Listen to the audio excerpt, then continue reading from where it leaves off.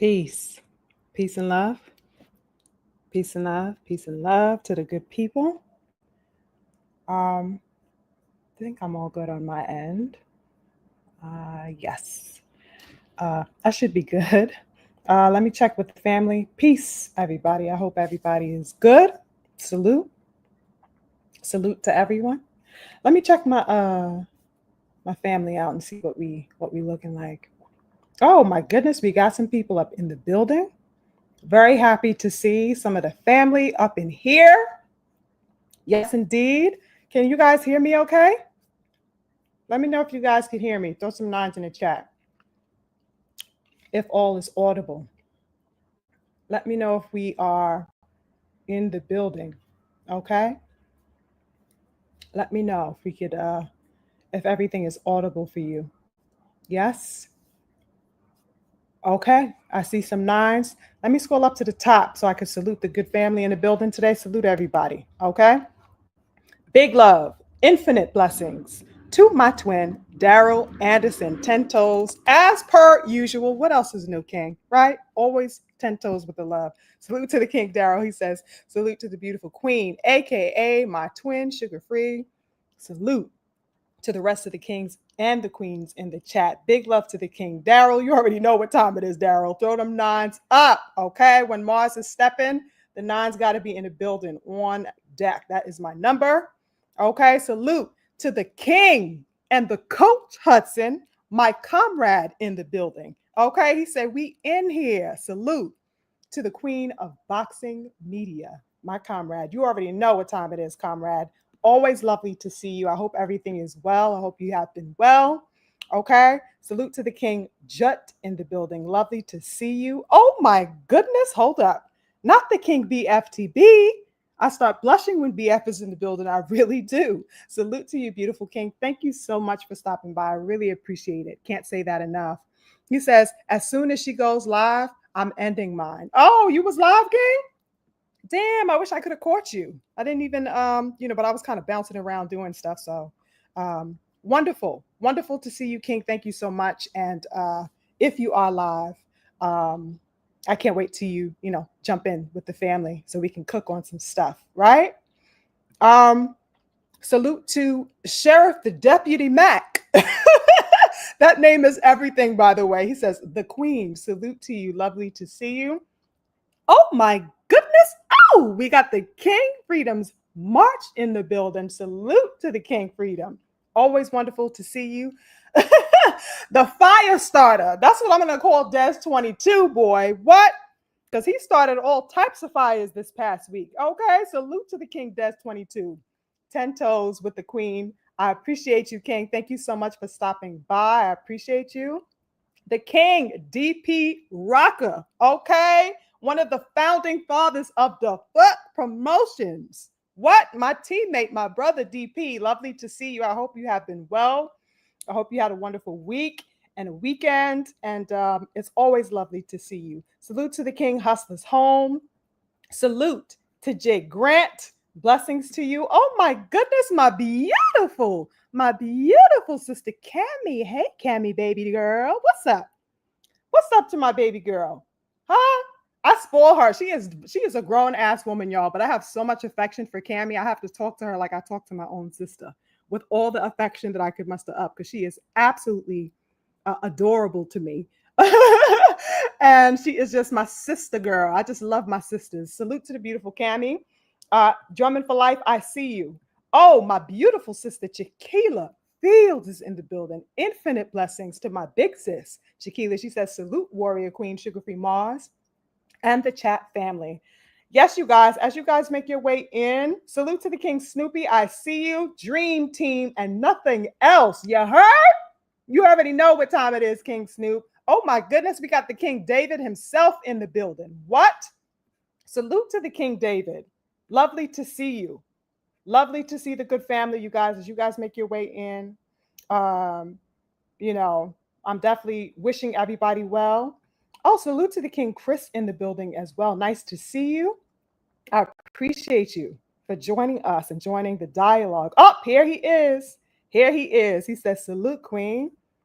my king BFTB. Y'all know how I am about my BFTB. Like he says, I love me some BFTB, just like he loves him some sugar free. You heard? 10 toes with the family on deck, okay? Oh my goodness, the people's champ is in the building. Salute to the people's champ. What's up, Byron? Wonderful to see you already repping. He says the fuck versus everybody. Yes, every day, all day, King. You already know how we step in. Hold up, the prize. The prize himself is in the building. Salute to the King Prize. Wonderful to see the family, the G. Oh my goodness, my family is, y'all are really showing up and showing out today, huh? Salute to the G. Okay, nice to see you, G. Salute to the King Ra. Okay, yes, somebody named the ticket, said, let's get it. I'm gonna give it to you. Okay, we gonna get it. We definitely gonna get this work. You feel me? We got the King Mo. Hold up, you guys. Hold up. I gotta take a breath because y'all are all up in here with the loving and the support and the energy and the light and the blessings. Jeez, that's what I like to see, you guys. All right, so let's start here. Let's start here. Infinite love, infinite appreciation to the beautiful family for showing up. I appreciate you guys. Exactly, Chris. Exactly. Where's Chris? Oh, I think oh, here it is. The fuck? You already know. Yeah, salute to the family. I appreciate you guys so much for joining me. Of course, always sparing a little bit of time to share some of your Sunday with me. I appreciate you guys. I hope that everybody had a fruitful week this past week. I hope you guys are restful, are well rested for your weekend. Hopefully it didn't go by, I should say, too quickly for you guys. I know how that tends to happen, right? When you got everything in the world happening at one time, everything, kind of loading up on our plates. I hope that everybody has found some type of time to convene with themselves, to love up on themselves, and to, prioritize the self. That is very important amid, of course, the everyday things that we do and the everyday things that we manage. Hopefully you have found time to grace yourselves as well, right? Yeah, so I'll start here.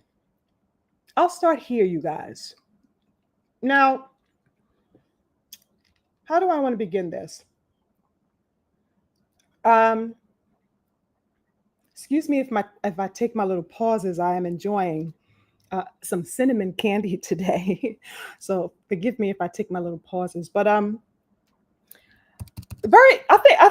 think we are in very curious times, you guys, and even though, of course, this discussion is going to be surrounding the sport that we love, right? Boxing. I also like to, I guess, divulge some aspects of, let's say, the mentality of and within boxing. You know what I mean? The mindset, the perspective, the disposition that tends to provide a foundation for the context that we are all working within as boxing supporters, right? Whether we be media, whether we be people who purchase tickets, whether we be the people who sit at home and enjoy, whether it be the content creators or whatever have you. I think that there is a very unique role that we all have to play within the framework of boxing. And I think the dynamic of this current era, even though it mirrors and it's very much like any other era, right? People have loved the sport for, centuries, okay? But I think that the position that we stand in is a very unique one that we have to give as boxing media, as fans and whatever have you, because of the level of access. And you guys know that I have spoken about this in myriad ways over the past, few lives. I like to tap into kind of the unique position that we all have as far as our grasp, how we are able to ascertain uh, boxing, how we process boxing as fans, how we relate to it visually, even viscerally, right? Very unique position that we are in. And I think that that calls for a position of power in this particular era, right? Because of that level of accessibility, if you will. That's a very powerful position. But I find that, in this day and age, I think that the power dynamic is not necessarily always in the interest of the longevity um, of the sport. And I think that if I want to kind of, I know that's a broad statement of the sport, right? When we think holistically, but if I could just bring a magnifying glass even deeper to that and focus it on an aspect that I find to be, worth divulging on, I would say, particularly for the elite black fighter, you guys know my stance on that. Okay. I may have coined that phrase in the boxing media streets, right? The elite black male, the elite black fighter. And I think as it pertains to that dynamic, that viewpoint, I think when we focus that magnifying glass and the dynamic of power, the shift of power, how power is used in this day and age um, to evade, to bypass, or to diminish in some particular way that aspect of elite black warriorship. I think we start to see new ways of historical patterns, right? So that it is not that we are completely removed from the history, because we have new ways of visualizing, new ways of engaging with boxing, right? Seeing boxing, digesting boxing, processing boxing. Um, we are being fed many of the same narratives that have been spun of the past, let's say 70 plus years and onward, right? But the tools that are used to push all of these different perspectives out, whether regardless of the extreme we are talking about, is new. But the constructs, the tales are the same. The information and the goal is the same, being pumped out to the larger boxing public and community. And because I think we are in such a unique time as far as our access, that power, of course, can go awry depending on how it's used, just to the same capacity that, we can, if we can curtail it, if we are conscious enough, if we raise the consciousness within the boxing community, of course, whatever platforms that we have access to now, unlike previously had, would obviously be used for prolonging and preserving what we would find to be the integrity of the sport, right? So, I've been wondering, a lot about some of the things that have been coming across social media, you guys, not only over the past week, of course, since we last convened, but just in general, right? I'm always in a state of observation. That's just how I am by nature. Very observant, pensive type of person. So just overall, right? Just gauging the setting, gauging the projection in general. The general setting of this current era of boxing is very fascinating to me, very multidimensional to me in its problems and in its possibilities, right? And so I find myself, as I engage with boxing, even though I have been a boxing fan for a number of years, I don't even know how many years now, I'm still always surprised by some of the things that I come across, right? I'm always at the whim of the changes and the currents.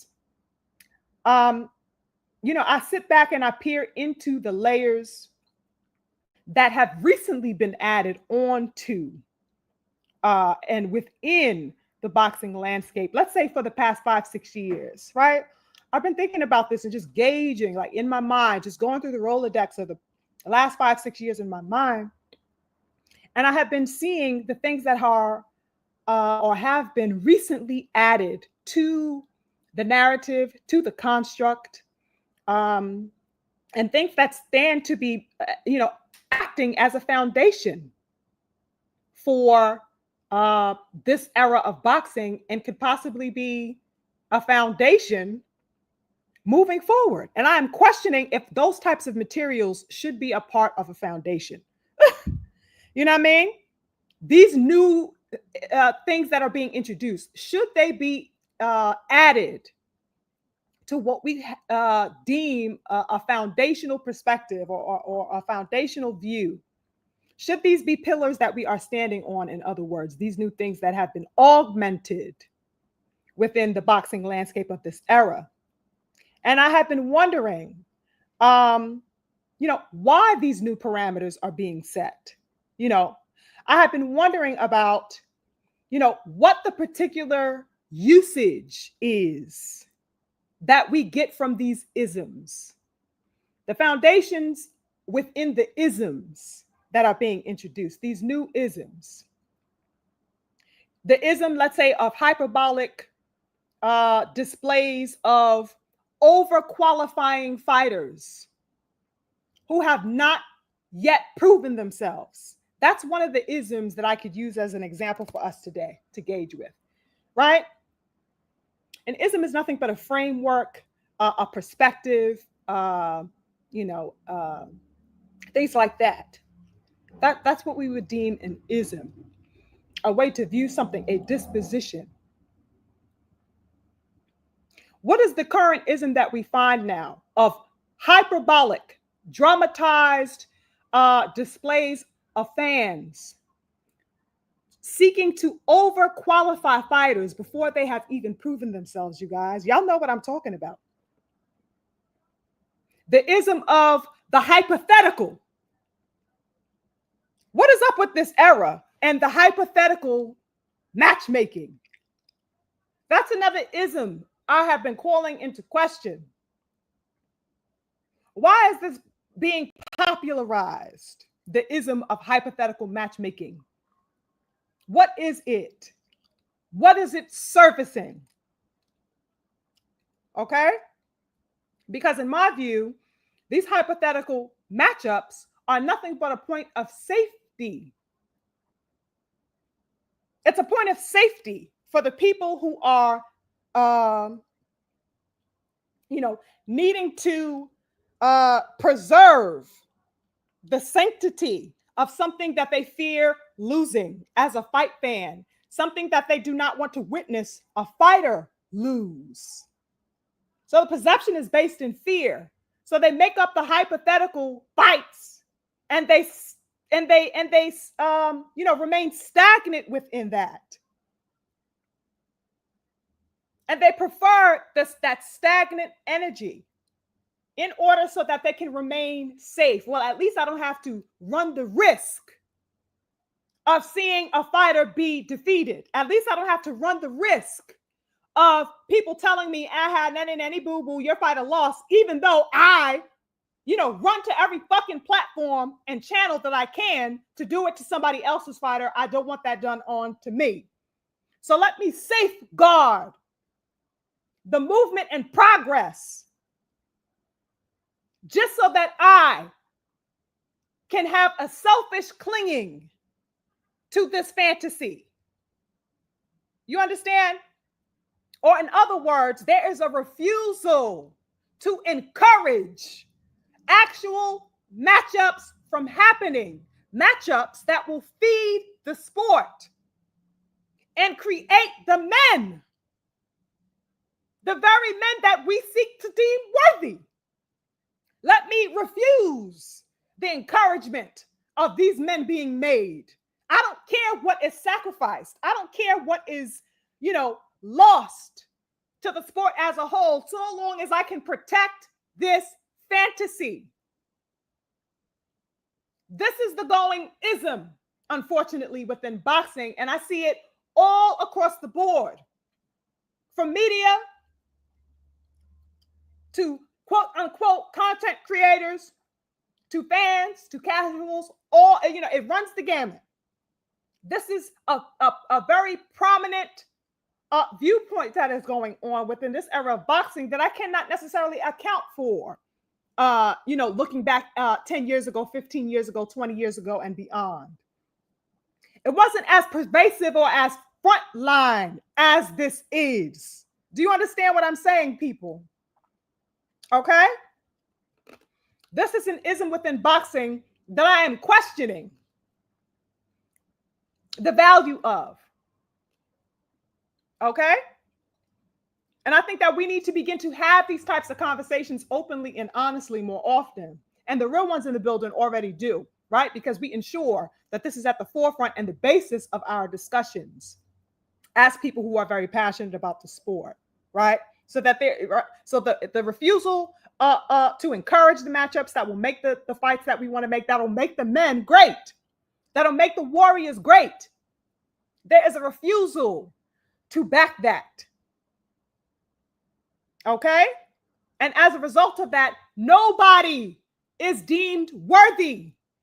Everybody is under the same mediocre umbrella. And there are people in the boxing world that would prefer that, especially among elite Black males. Open your eyes, y'all. They prefer that. That is a preference, that everybody not supersede the odds, that they do not take risks, that they do not compete and sharpen swords with other elites, because it keeps us what? Also on an equal playing field. Just as the use of PEDs in this sport has historically and currently still being used to fulfill that same means. An equalizer is also happening among lack of competition. Do you get me? We got to be privy to that. Okay? What is this current ism servicing for the boxing community?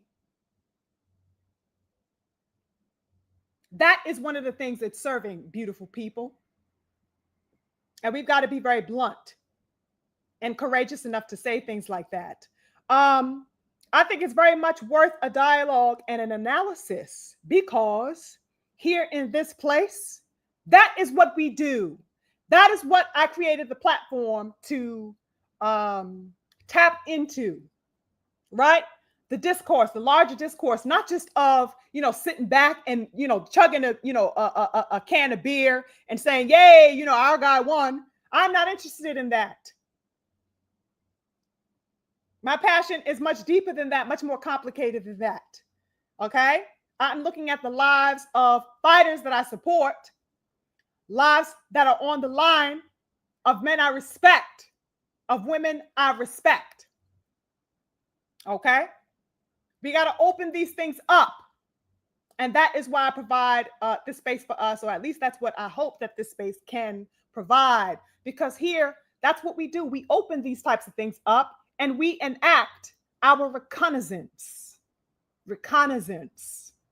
We do reconnaissance, which means investigation, interrogation of myriad things, socially and otherwise, and how they all work in tandem.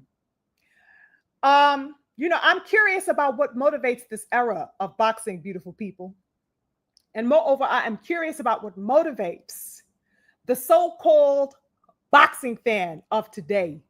Very curious about that. And the more I, scope the scene of these different mediums of social media, whether it be Twitter, whether it be YouTube, Instagram or whatever have you, wherever it is that we frequent across social media, that where boxing fans can be found. I really do, have these types of things in mind. What motivates this era of the so-called boxing fan? The boxing fan that not only believes these particular isms that I gave you an example of earlier, but that pushes and promotes these isms. What's the motivation behind that, y'all? It appears to me that this particular sect right now seeks to operate from a point in which the idea or the construct of legacy defining actions that can be made by fighters, specific fighters. Let me say that again, y'all. A particular sect of people right now, this mindset, these people with this mindset, pushing the isms and the narratives of refraining from greatness, let's say, right? That mindset seeks to operate from a point in which the idea or the construct of legacy defining actions that can be taken by fighters, specific fighters, are to readily diminish the functionality of that progress of the fighter. Okay? There is a need to readily diminish the activity and the greatness, let's say, because that word is used extensively in boxing, going for greatness, going for greatness. There is an attempt to diminish that. It's a preference to not see it function. Instead, there are parameters set within this type of perspective that not only allows for the upholstering and the framing of and the gasconating about the movements or the non-movements of, said fighter, right? The person who is perceived to be the favorite, the darling, if you will, the preferred one, they would rather upholster the image and the fantasy of them. They would rather gasconade about their movements or their non-movements rather than seeing them pass through the fire. This darling, this preferred one is an object to be protected, not encouraged. We don't want to encourage you to go beyond where you've been. Stay behind the line, because as soon as you venture onward and past it, I cannot guarantee that I will be safe seeing you take the risk and all the things that come with natural risks. It's a weak mentality. It's a frailty of the mind that I am seeing far too prominently in this day and age. Okay? Now, I want to say this as well. The reality, you guys, is that sports is sports, okay? And we see hints of, let's say, similar tendencies in all types of sports, right? Let's say the idea that everybody has their, quote unquote team, so to speak, right? Everybody has their players or player or whatever have you. However, what I have noticed in boxing is that boxing supposes a very unique and awkward position among all the other sports as far as its fanship, the fandom, right? And what comes with that, uniquely as it pertains to boxing. Within this current boxing dynamic, you guys, so-called fans are not simply being supportive of their fighter. That's not the case in boxing. People are not just simply supporting a fighter.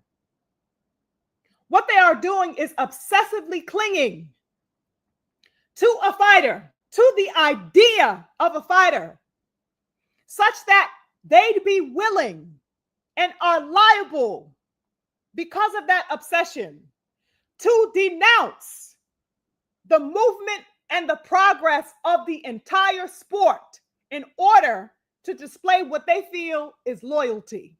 They are willing to capsize the entire progress of the sport just so that they can gasconade about the supremacy, the supposed and imagined supremacy of a particular fighter. They would sacrifice the whole fucking ship, in other words, in order to uphold the one that they find to be supreme. Isn't that insane? There is a cheering on, in other words, of mediocrity. They will cheer on mediocrity. They will cheer on nullity. They will cheer it on. the nullity, the mediocrity, all of it, all because they feel it will preserve the fantasy or the perception of that legacy, not the legacy itself. They want to preserve the fantasy of the legacy, the fantasy of the supremacy of said fighter.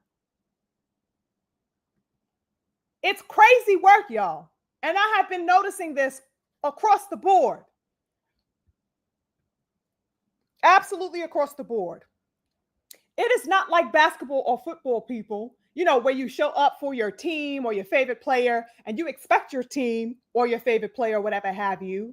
You expect of them a level of excellence that will not only propel that team or that franchise or whatever have you forward, but the level of excellence that other sports fans demand also encourage the propelling of that sport itself. They want to propel the sport forward.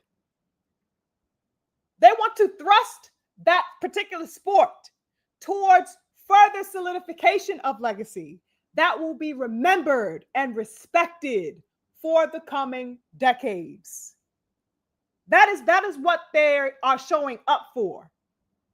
It is not to say, okay, I like this fighter, and I'm done with them. The next 5 minutes they retire, or the next 5 minutes that they may not be relevant anymore, I am done and F the sport and I walk away from it. No, it is a actual veracity for it's a hunger, it's a vehemence to see the sport lived out to its fullest potential and capacity. That's what exists in other sports. Why the fuck is that missing in boxing? What is this void with current boxing fans? With this particular era, you guys, what is it? What is doing that? What is causing that? Why are these isms being propelled to sustain that mentality? Is it helpful? We know the answer up in here, us real ones. The family already know what time it is. But to anyone else who may come across this video, who may not be of that, let's say, mindset, ask yourselves that. What is that servicing as far as the totality and longevity of the sport? Because that's what's being sacrificed when we are, upholding, such a juvenile mentality and approach towards a sport that we say we respect, right? I have been wrestling with that mentally. It's not the case. That type of perspective of real, genuine support of a sport. That's not the same dynamic in this current landscape of boxing, which is very weird. And that's, of course, not as, across the board, because, we all are real ones here. And of course, there are probably millions of others like us, right? But that specific sect is being popularized and pushed as far as narrative. That is what's being, overrepresented in boxing media. It's that few. It's the mindset of the few, or what we would call the casual, right? This is what's being baited, a soap opera type relationship, a soap opera type of engagement level, where they are encouraging a sense of juvenility. They are encouraging a chatty, patty, sassy, type of call and response from that particular type of viewer, and they are pushing that out as the centerpiece of boxing, and that is not the case. That has not been the majority view historically. That hasn't always been the approach. Not that it hasn't exist, right? But that there was an actual level of respect, genuine respect, for boxing of the past 50 years and beyond. Right? To one degree or another, even with its social constructs and everything that I will tap into as examples for you in just a moment. What a very curious time we have on our hands, you guys. That's kind of what I have been sitting with. Very peculiar time in boxing. I did not know that it was ever permissible to berate and degrade an entire process or progress of a sport, just so that, we could be, considered the number one fanboys of a particular fighter. I never caught that wave. I must have missed that one. Maybe somebody didn't send me the text or the email. I probably missed that shit. I didn't know. I missed the boat on that. And I'm glad I missed the boat on that. You know what I mean? That's just not, I cannot wrap my mind around that. My support of the sport that I love is predicated upon a passion for warriorship, valor, heart, courage, the ability to overcome, the use of one's intelligence, the having to dig deep and face one's challenges. That is why I love boxing. Because that is what everybody must do in their lives, in or out of the ring. Is it not true that we must face ourselves? Is it not true that we must pass through our own personal fires? Is it not true that we must ask ourselves what our legacy and contribution is to ourselves, to the people that love us and support us? Boxing very much mirrors life. I think that's probably why I'm so intensely wound into this sport. Right? That's what my love of this sport is predicated on. It's also predicated on my love of seeing the expression of Black dominion. Absolutely. The expression of Black dominion that lives and exists within and that follows a line of over 150 years of excellence exemplified by our people. What?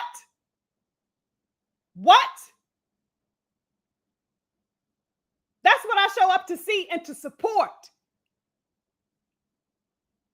Regardless of the impediments, you guys, historically placed on our people within the boxing realm, regardless of the historical blockades that our people have faced, despite the deliberate marginalization socially that our people have faced, all because they wanted access to the idea of legacy. Not even the actual legacy. We had all of those problems just because we wanted to ideate upon legacy for ourselves within this particular sport.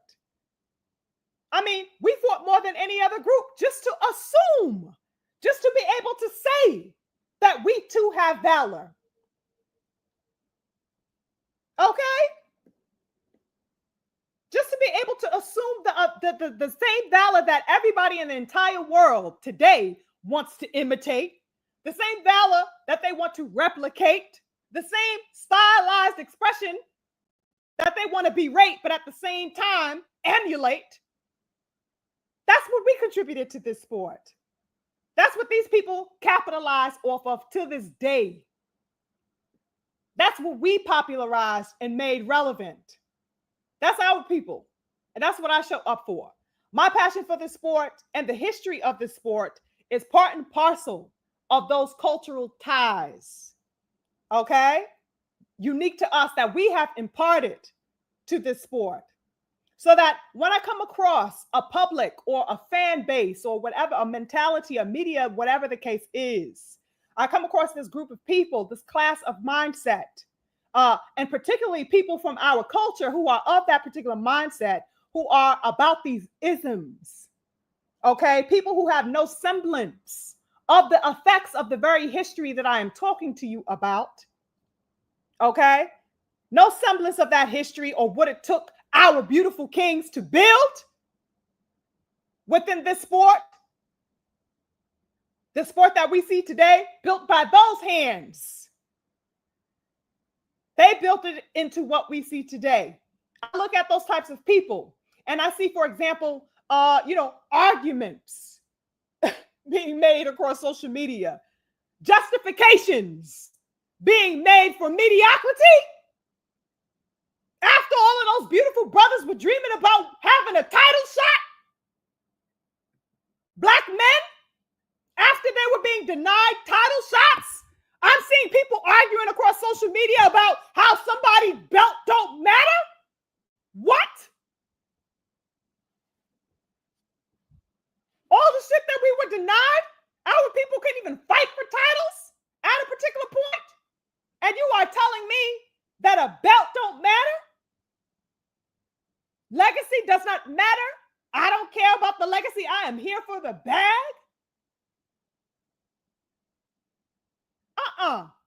This the larger ism that is being pushed to you, black man and woman. It's cute. It's being made cute by these figureheads in boxing who look like us but ain't for us, telling us that these types of things don't matter. We should not be going for the belt. We should not be going for the legacy. Oh, let's just write something cute and slick on Twitter. Let's just take a selfie here and there.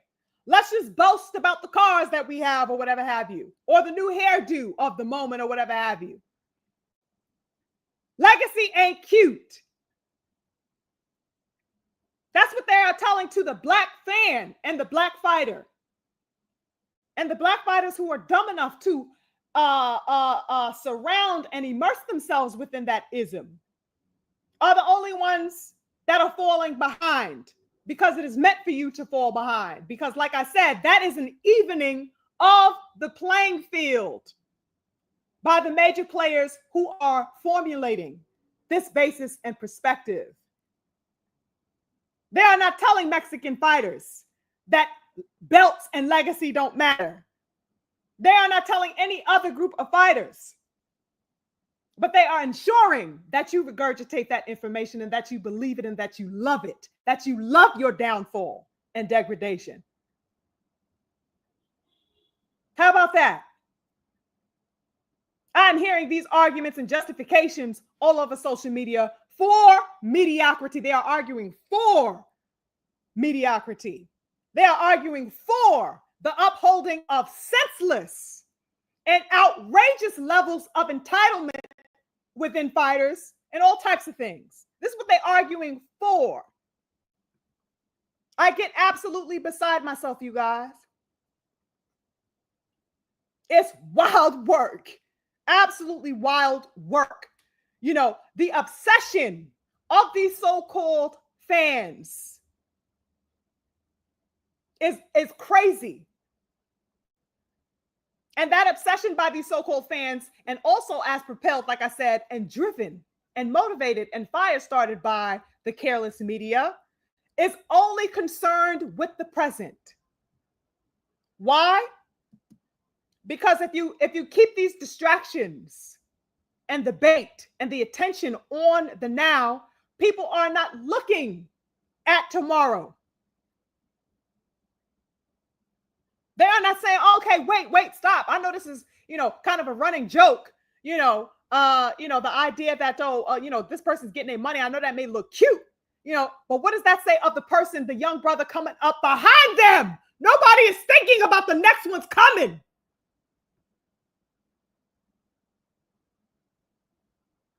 Boxing doesn't begin and end at the feet of these people that you find to be cute right now. There are young brothers in boxing gyms right now. What type of example is being set for them? Do you respect the sport or don't you? We got to stop being so fucking, smitten with fads and smitten with popular, parlance. Just because somebody in a suit said it, or just because a fighter who has no idea what's going on says. How are we supposed to pass this shit off? Like I told BF that time on his channel, it was such a deep conversation me and the King were having. You know what I mean? These people don't care about the ones coming. You want to talk about the greats of the past? Oh, the four kings. I don't know how many fucking times I've been coming across that. Oh, the four. Everybody want to, gloat and just hold up shiny things. Oh, the four kings is something popular to talk about. Let's glorify the four kings of the past. Yes, the four kings of the past deserve that level of exaltation. Absolutely. But what the fuck is the point of saying their names if you are not going to learn their lessons? What the fuck did the four kings do? They didn't just sit painting their goddamn toenails and was crowned those titles. They earned the titles because they fought with valor. They did not run from the battlefield. They ran to it. What the fuck is so hard to understand about that? These motherfuckers are afraid to bleed today. What I tell y'all last week, Real gods require blood. Real gods require blood. Your fake gods, you can sit down and paint your nails over there with the fake gods. Real gods require blood.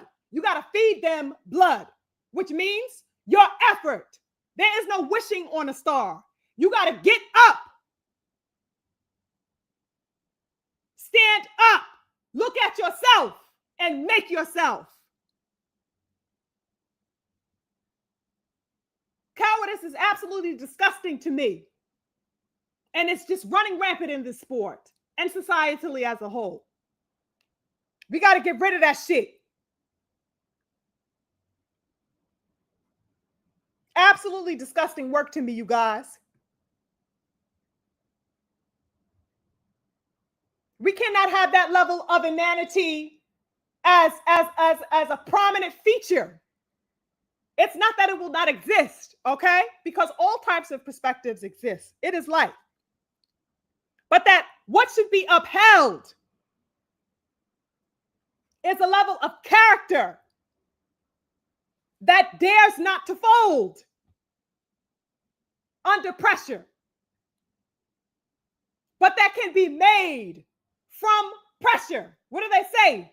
Pressure makes diamonds. Yeah, it's going to be a little bit tough here. Yeah, I'm going to have to take a little bit of risk. But it's worth it if I am being made better from it. Where is that heart? These motherfuckers should be playing Barbie dolls. They should not be watching boxing. Some of the shit that I come across from these so-called fans. It's crazy. The spinelessness that I come across. You ain't even got to do shit and you this spineless. It's not like these motherfuckers are in the center of the ring. You can't even have heart and integrity as a fan. God forbid if it was ever required of these motherfuckers to get on battle.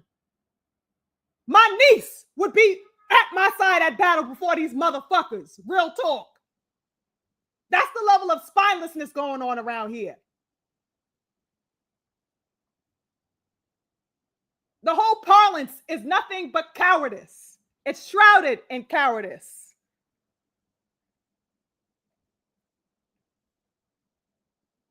These people are only concerned with the present, and the media is dead set on focusing on the now. That's why they throw little trinkets at you, so that your attention is diverted away from the longevity of elite Black warriorship, because they want to thin it out as much as possible.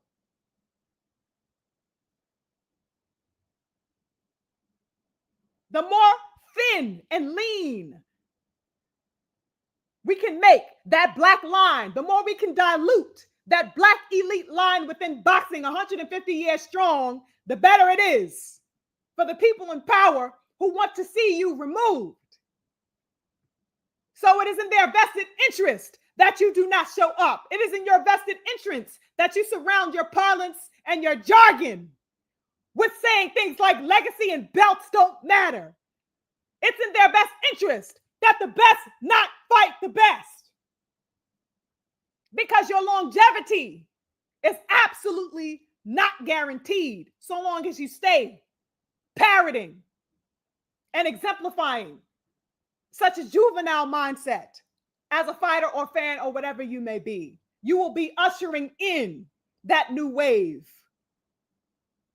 of less and less and less prominence within the sport as an elite Black, whether you are a Black fan, Black fighter, whatever have you. Your presence will be smited out. There's no consideration of longevity. There is, there's no consideration of the permeance and continuance of you within this sport. You. This is the dichotomy. This is the split that is happening right now, and that is being presented within these isms. Okay? This is the dichotomy that is present, and what clearly exposes and distinguishes the level of fanship in boxing like I said, compared to that of nearly every other sport. And it's very concerning to me. I came across a statement you guys made, and I think this is a perfect example to kind of, bring it into, actual terms.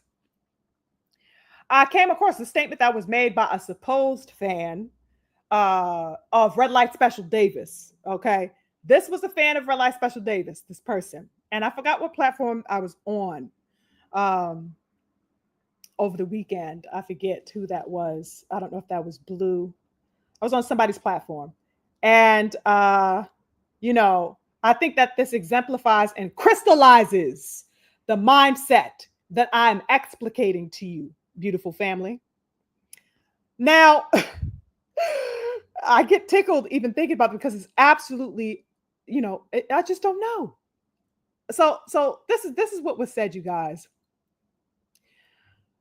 The person said the following. Tank is not, I'm sorry. Let me get it right. The person said Tank is a Hall of Fame talent. Tank is a Hall of Fame talent, but his resume isn't.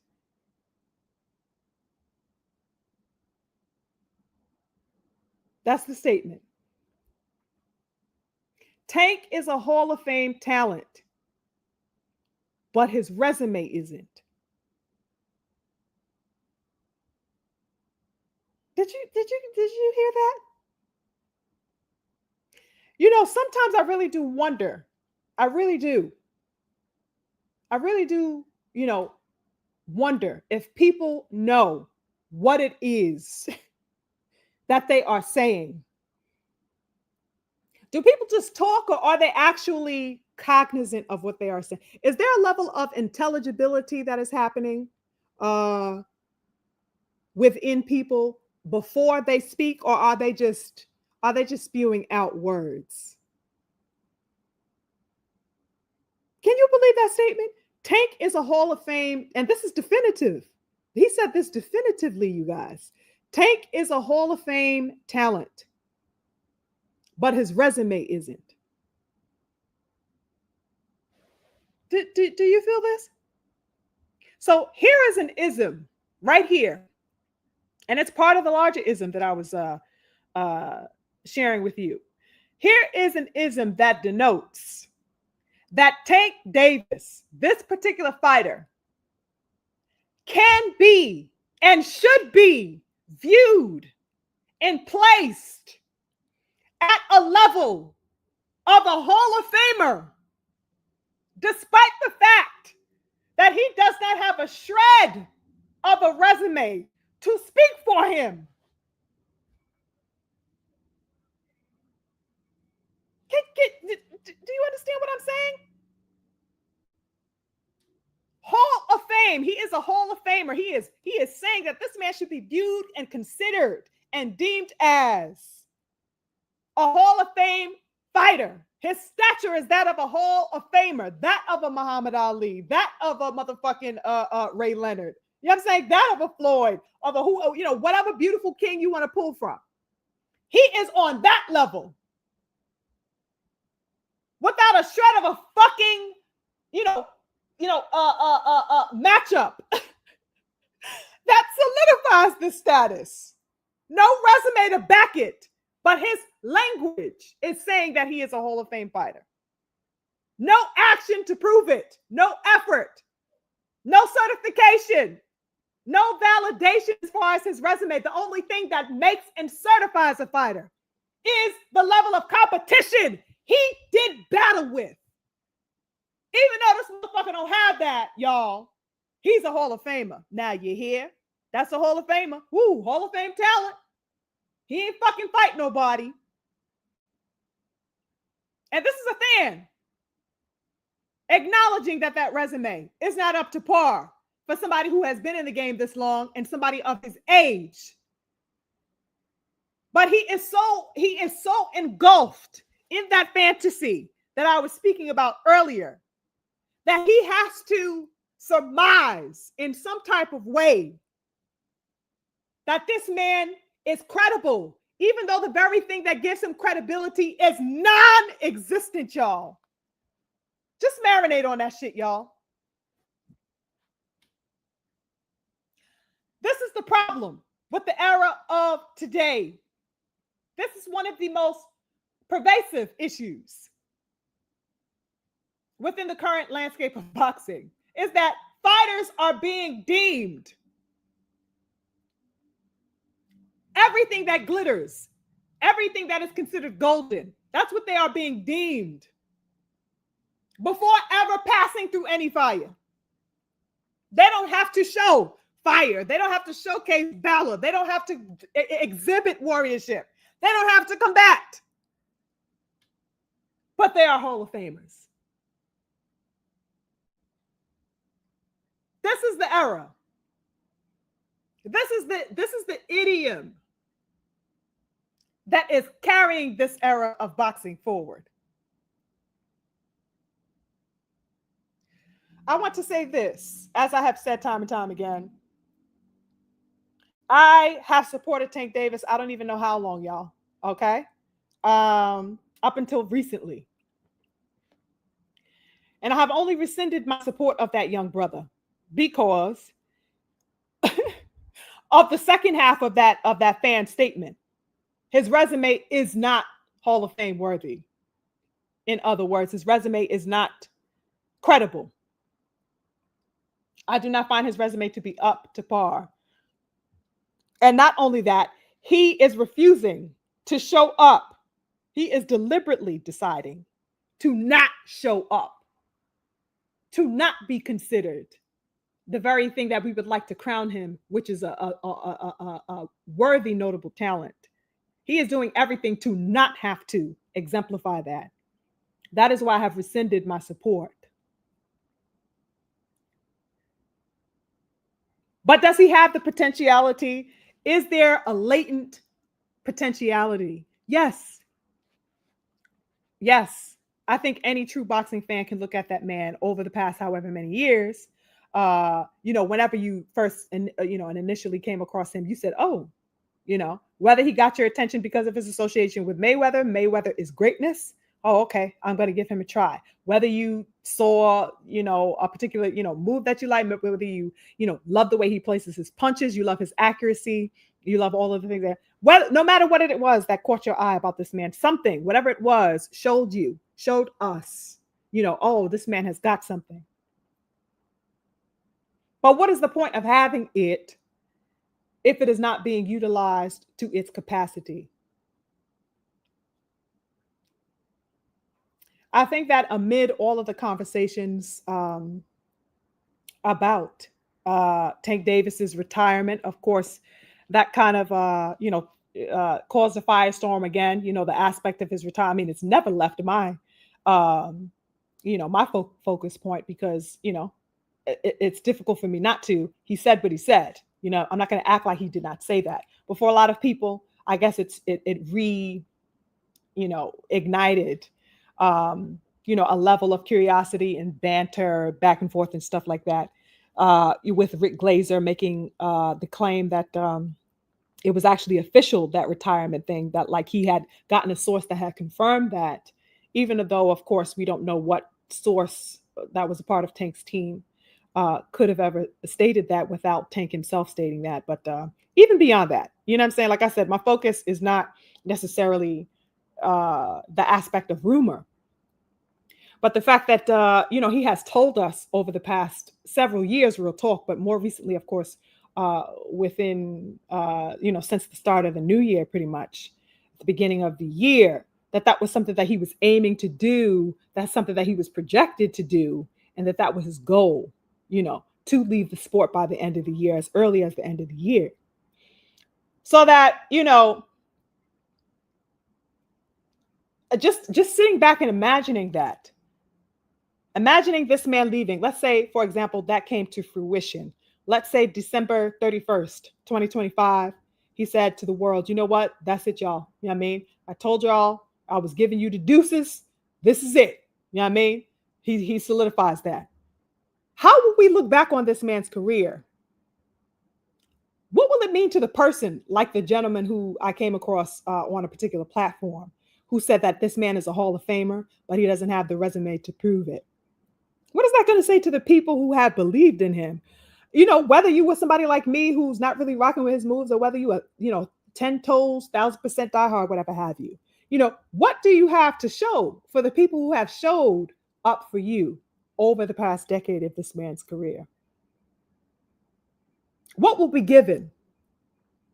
And so then it really calls into light. Tank Davis is really a shining example of the isms and how they were being pushed and how those isms were being made to be readily accepted simply because of his popularity, simply because of the myth around him and about him.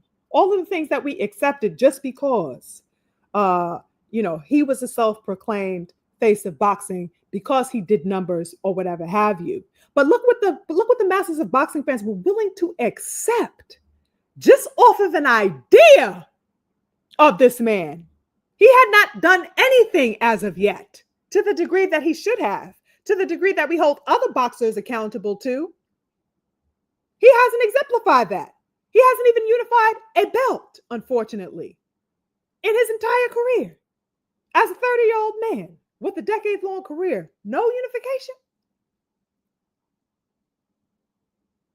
So that the idea of fantasy and how that works, how the premature labeling and crowning of these fighters becomes the only standard. Not that they show up and prove themselves, but that the fantasy that we uphold of them is the standard. Do you see what I'm getting at here? The standard is no longer like the previous ideas where you actually have to show up and prove who you are. That is not the standard anymore. I just have to think that you are about that. And you will be given all the glory. You will be given all the cherry pie that you can eat. It will be laid at your feet. You ain't got to do nothing for it. I will bring it to you. Do you understand? How is this working in the interest of the longevity, of the progress, of the continued growth and fecundity of the sport? It does not. It does not service the sport, you guys. I don't care how much we love Tank Davis or have loved him previously or currently. What is the mentality servicing?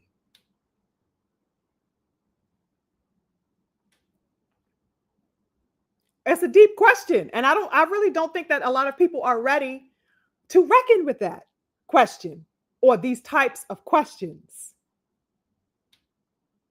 You have to move beyond fantasy. And I see far too many people engulfed and ensorcelled by that type of mystification.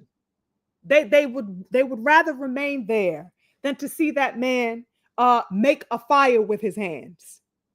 They don't want to see it. It's absolutely detrimental to anything, called warriorship. How do you get made without having to find yourself through challenges, without having to rise to occasions, without having to set out on new territory? It cannot happen. It cannot exist. And I think it's a larger ineptness from the onlookers themselves. It's a projection of a level of fear and frailty that people have that they project onto these fighters. And fighters are, of course, human beings, so that they naturally have their own level of reticence and everything else that they deal with, far beyond anything that we boxing fans can see and know, because we are not in there with them day in and day out. These people naturally have their own grievances, their own, hindrances, their own fears and whatever have you. Absolutely natural. But that is where the support comes in. You don't get more confident, by staying on soft ground. That's not where you get confident. You know, you build your confidence by building on the challenges you overcome. That is where the confidence gets built. It is not built on plush land. You got to go through rain and rock and mountain and water and depths and triumphs and peaks and valleys, goddamn it. That's where you're made. What the fuck is this protection of these people and of the mindset? People don't want to see sportsmen take risks in this sport. That does not exist in football. That does not exist in basketball. People want to see you go through the trenches. Oh my God, even if you attempt and you fail, God damn, look at that goddamn crossover. Fuck, if he only made that motherfucking layup. Damn, if he only, made that three-pointer, that shit was hot. You know what I'm saying? Because we know that the effort was to try. The attempt is where the valor is. Your level of valiance is displayed in the attempt, in the effort that you make. You guys know, you guys pass through other sports. Me, I was a basketball fan coming up. Boxing was not my first love. Me and my sister was straight up, you know what I'm saying? Basketball freaks. Okay? And it used to pain us watching I come up in the era of like Ewing and of course Jordan in his prime and Iverson and goddamn, what's that dude's name that everybody can't stand? Charles Barkley. Like that's my era. You know what I mean? 90s. So it used to pain us to see the Knicks. You know what I'm saying? Mason, Starks, that was my team. Okay. I had a Starks jersey, number 3, baby. You feel me? You know what I'm saying? It used to pain us every time we used to face the Bulls. You know what I'm saying? And we come up short. I never forget that infamous halftime game. You know what I mean? Crazy work. But it was like, damn, you know what I'm saying? It didn't make us put the Knicks down. I was a Celtics fan. I was a Sonics fan. You know what I'm saying? I had a crazy crush on Jason Kidd coming up. Oh my God. I even liked the Sacramento Kings when Webber was on there, Jason Williams. Like, I never put those men down because they lost the game. It just wasn't the thing. It's like, all right, next season, me and my sister, you know what I'm saying, got our jerseys. We had our whole bedroom full of basketball posters and stuff like that. You know what I'm saying? It was fun. It was the thrill. Our belief propelled those men, just like the people who were actually there at those games propelled those men. The home court advantage games that the Knicks would have or that the Bulls would have. So that the support speaks to those men who are on that battlefield. Same thing with boxing. That type of encouragement and that type of energy should propel them forward into their greatness. It should reassure them like, yeah, I'm talented. I can do this. And I got the backing of my people. What's going on? Why can that not exist in boxing? I'm just, I'm absolutely at a loss every time I think about the psychology of today's boxing. I really do not understand what is the blockade there. I don't want to, call myself supporting you and encourage your passivity. Nothing about me is passive. Nothing about me is passive. Even my submission is fiery. You understand? I don't, even my softness is fiery. It's going because I like purpose. I like purpose. I like things to serve purpose. I like to see things be brought to life. I'm a creative person. I have creative energy so that even my support is strong. I want to see you go forward. And y'all already know what type of time I'm stepping on when it comes to my people. I'm not here to play no goddamn games, baby.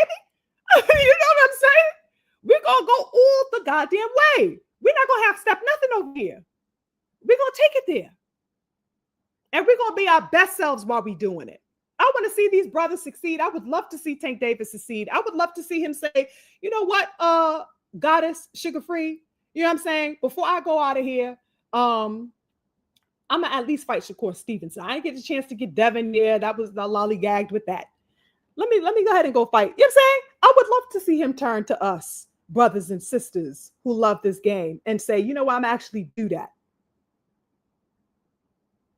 But it's the refraining from that I do not get. And it's something that's obviously he's the poster child for, you know, this type of idyllic fantasy land that people create around him and his that fanship creates around him and stuff like that. But it is something that is going far beyond Tank Davis, even though he is the staple for it. He has the most extreme example of it, right? Because I am a Earl Spence fan to the goddamn core. Big fish all day, man down every day. You understand me? My support for EJ throughout the time of his career was not passive. I don't want to protect him. I knew that he wanted that Bud fight. I knew that Bud was, a phenomenal fighter. I said, make the fucking fight. I can't wait till this goddamn fight gets made. And you know what? 95% of the other goddamn boxing fans who stands on that type of time were saying the same goddamn thing. We were not trying to refrain from that fight with Bud. No, we did not like the outcome of that. No, we did not. But we got what we wanted. I will never be ashamed of Earl Spence. He is still my top gunner, period. Because he showed me his heart. He showed me that. They had to stop that man. Because if it was up to him, he would have kept going. They had to stop him. They had to sit him down. That's the heart I'm talking about. These people are too precious over, I don't want to see you get done bad. You hear? Don't go stepping, too much on the, just tiptoe, lightly, Go ahead and hold your skirt. Don't let your skirt, touch the floor now. What the fuck? What is this prissy, sassy shit? Why is this becoming so overwhelming in boxing, this type of stepping? It's really crazy. And it really is. I got to bring it back to the aspect of projection. It says a lot about these people, who are pushing this narrative. Your life, I am precious about your life. I'm a precious, I sanctify the lives of warriors. You know what I'm saying? I respect what it takes to get in there and do that. I don't play with the fighter, in boxing. I really value and respect what he does. You know what I'm saying? But that does not mean that I will risk you, atrophying your spirit in order that you may not run the risk of losing or coming up short, or not even that, just taking, a level of challenge. I'm not going to make you atrophy your own greatness. What? Your own potential because I am a fucking punk in my own life? No. Because you got to be a punk in your own life to tell another man not to go ahead and go chase his goddamn dreams, not to go make himself. That's some bitch shit. Real talk. I just got to keep it a buck about that.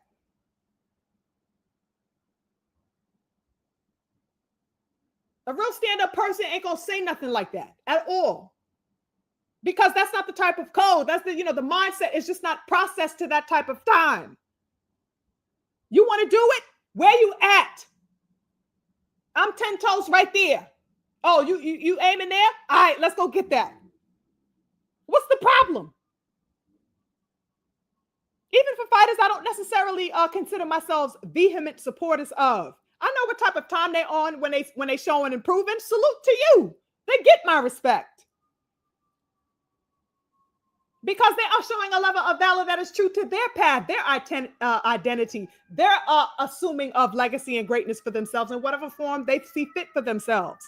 I could do nothing but respect and salute that. What's the problem? What is this one-dimensionality in boxing now, as far as mindset and approach and everything else? It's absolutely diabolical to me, you guys. making these types of excuses for fighters. Meanwhile, you pointing at every other motherfucking fighter to go ahead and go jump through hoops, jump off of mountain cliffs, scuba dive with the goddamn whales below goddamn sea level. You want them to do the impossible everywhere else. But when it comes to your darling, your precious one, your preferred one, they got to sit with their pinky up sipping tea. What? I don't understand it. And it's causing a level of entitlement and mediocrity that is becoming a norm. Becoming a norm. And that is the foundational aspects that have been recently augmented into boxing within this current landscape that do not need to be, considered, a foundation to be worthy. That's not a foundation that I want augmented into the sport or that carries the sport further for the young ones that are coming up behind this, like your Abdullah Masons. I don't want these young kids that are coming up here, mimicking and emulating that type of refraining, that type of reticence. Hell no. Like I said, that's only going to lessen the prominence of the elite black male, the elite black warrior in the sport with that type of mindset being carried forward. Do you not know? You guys got to, not you guys, because I'm talking to the family, but these people, beautiful family, really have to, they're not looking at these things. The vision, the perspective is so myopic that they cannot see beyond the present, as aforementioned. They really cannot. They cannot see how this is working against our, what's the word I want to use? Representation in the sport. They're not seeing how it's working against our representation in the sport. They're not thinking along those lines.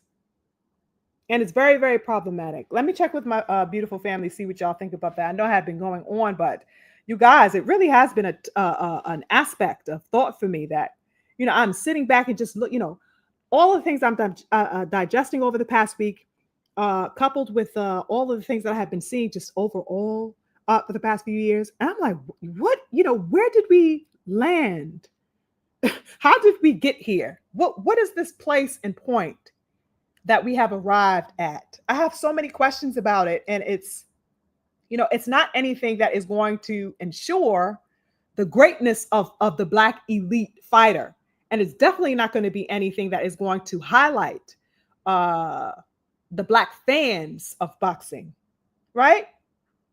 Because it is us who are running to the forefront to push this bullshit. What other platforms of non-Black people do you guys go to? And they are actually having dialogues and discourses discouraging warriorship, discouraging fights. I mean, name one. I would love to hear it if you've come across it, because I only see that with Black run platforms. It's not many, but that they are significant enough to be pushing this dialogue that it has now become the major and predominant dialogue across boxing, because everything we do is going to catch fire. Everything we do is going to become a trend, even the bullshit we push out. That's why we got to be conscious.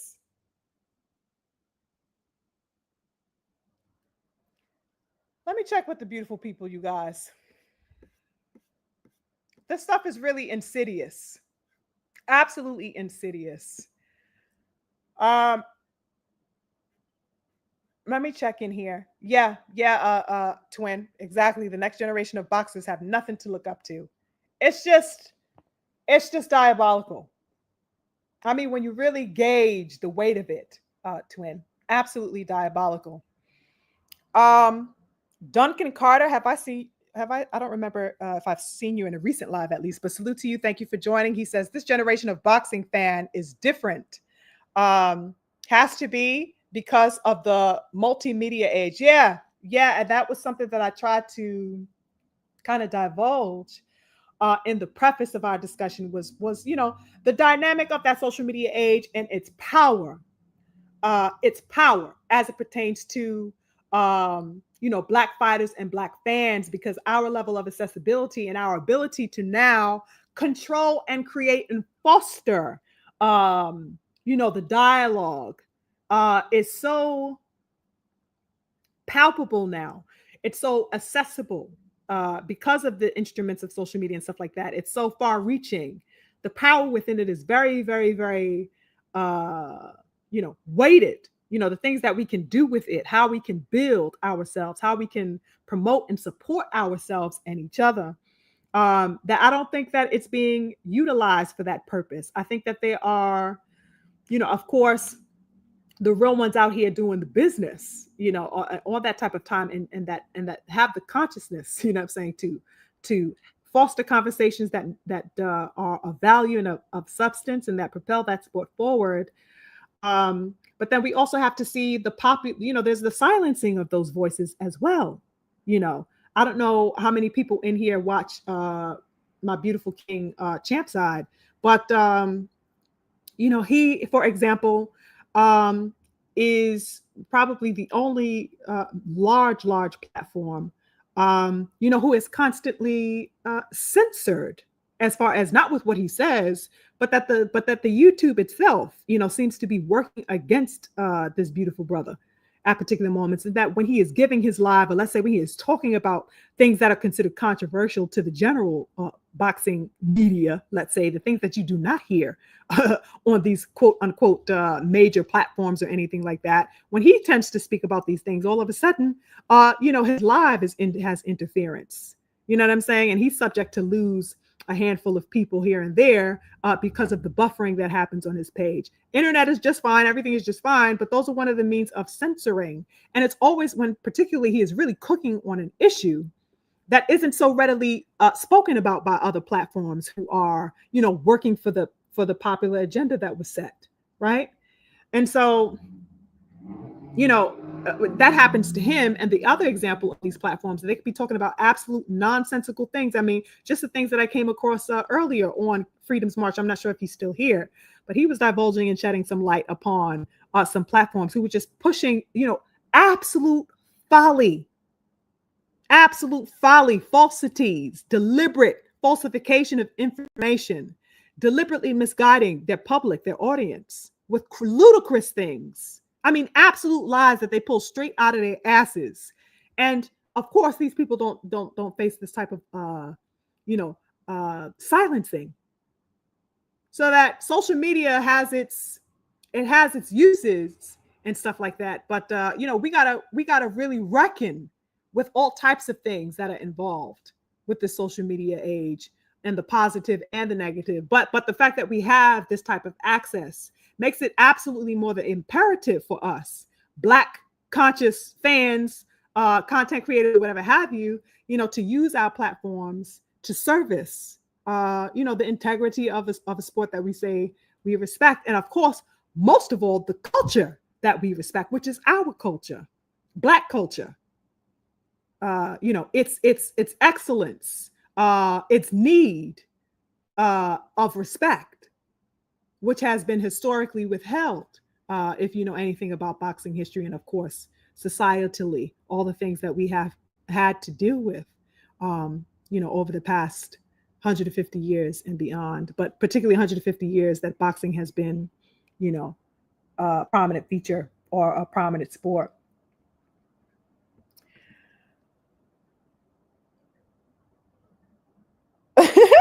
Man's like, who?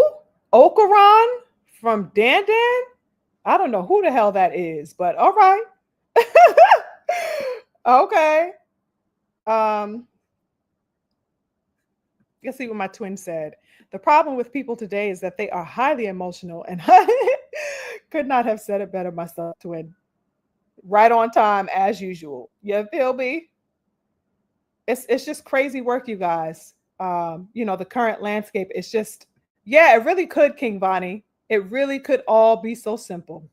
Like my girl Gladys Knight said. Okay. Crazy times. What do you guys think about the propelling of the isms, the going themes, these perspectives that are being made central to the mindset and the dialogue in boxing? It's just a weird time. It's a weird, weird time, you guys. And I have been sitting with that and reckoning with that over the past week. You know what I'm saying? I'm just scrolling, you guys, looking through your comments. Salute to everybody in the building. Anybody I may have missed earlier, I appreciate your presence today for some good old boxing talk. You feel me? I appreciate you guys. You were? Yeah, how could you not be? I used to hate them. Oh my God, I used to hate the damn Bulls. That damn Pippen and Jordan. Oh my, especially, when it came to the Knicks, the Suns, I was an avid Suns fan as well. I hated the Bulls, while they were in action. But of course, I had to put all of my respect on their names because, of course, you know what it is. You got to respect greatness when it's in the building. But it's that heart, it's that level of competition, and that's what engages the sports fan. So I cannot understand for the life of me, why people want to jettison the aspect of competition in boxing. I mean, you cannot get more manly, you cannot get more closer to a bravado, to a sense of dominance. This is the sport to showcase that at more than any other sport. But it seems to be the sport that has the least fucking bulls, real talk, as far as the fans. And there's an encouraging now for the fighters in this current age, to not compete. There are all types of justifications for them not to compete. Like, this shit should really be studied for real. There is definitely a working psychology going on here, you guys. And like I said, it's particularly and historically linked as it pertains to our people, because there has always been an agenda set for the misrepresentation of Black men and for the capsizing of the expression of Black sportsmanship, Black dominance, the dominion of Black men in such a manly sport, in the most, domineering sport that you could possibly be in, which is, combat sports, right? And so that the Black presence is already and historically been seen as a threat by non-Black people. And here's a continuation of that dialogue of the past 150 years. Except now, they are not telling you that you cannot fight for a title the way they did, Coco Kid or Charlie Burley, or let's say people of the Black Murderers Row and beyond, people that are known and unbeknownst to us historically. They are not saying the same things that they told those beautiful brothers. What they are telling these beautiful young brothers today, is that, they are encouraged to refrain from that. We're going to call you the face of boxing, even though you didn't do shit. This is how they refrain. This is how they make you refrain from wanting to, assume and assert dominance. It's very, I'm saying, it's very visceral, very, very visceral. And unfortunately, our people are readily, playing into the hands of that. I mean, with absolute alacrity. They are willing. There's a readiness to, to do that, to make it cute, to not want a belt, to make it cute. I don't care about legacy. Got to watch out for that shit, y'all. Let's see what else I wanted to talk about, because I can really hook on that because it really is a mentality that is worth looking at as far as boxing and beyond boxing. But here's another ism that I wanted to speak on, and it's definitely related, you guys. Okay, to the previous one we just spoke about. Hold on.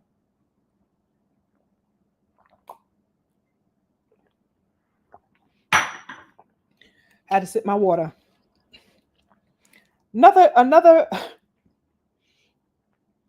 pervading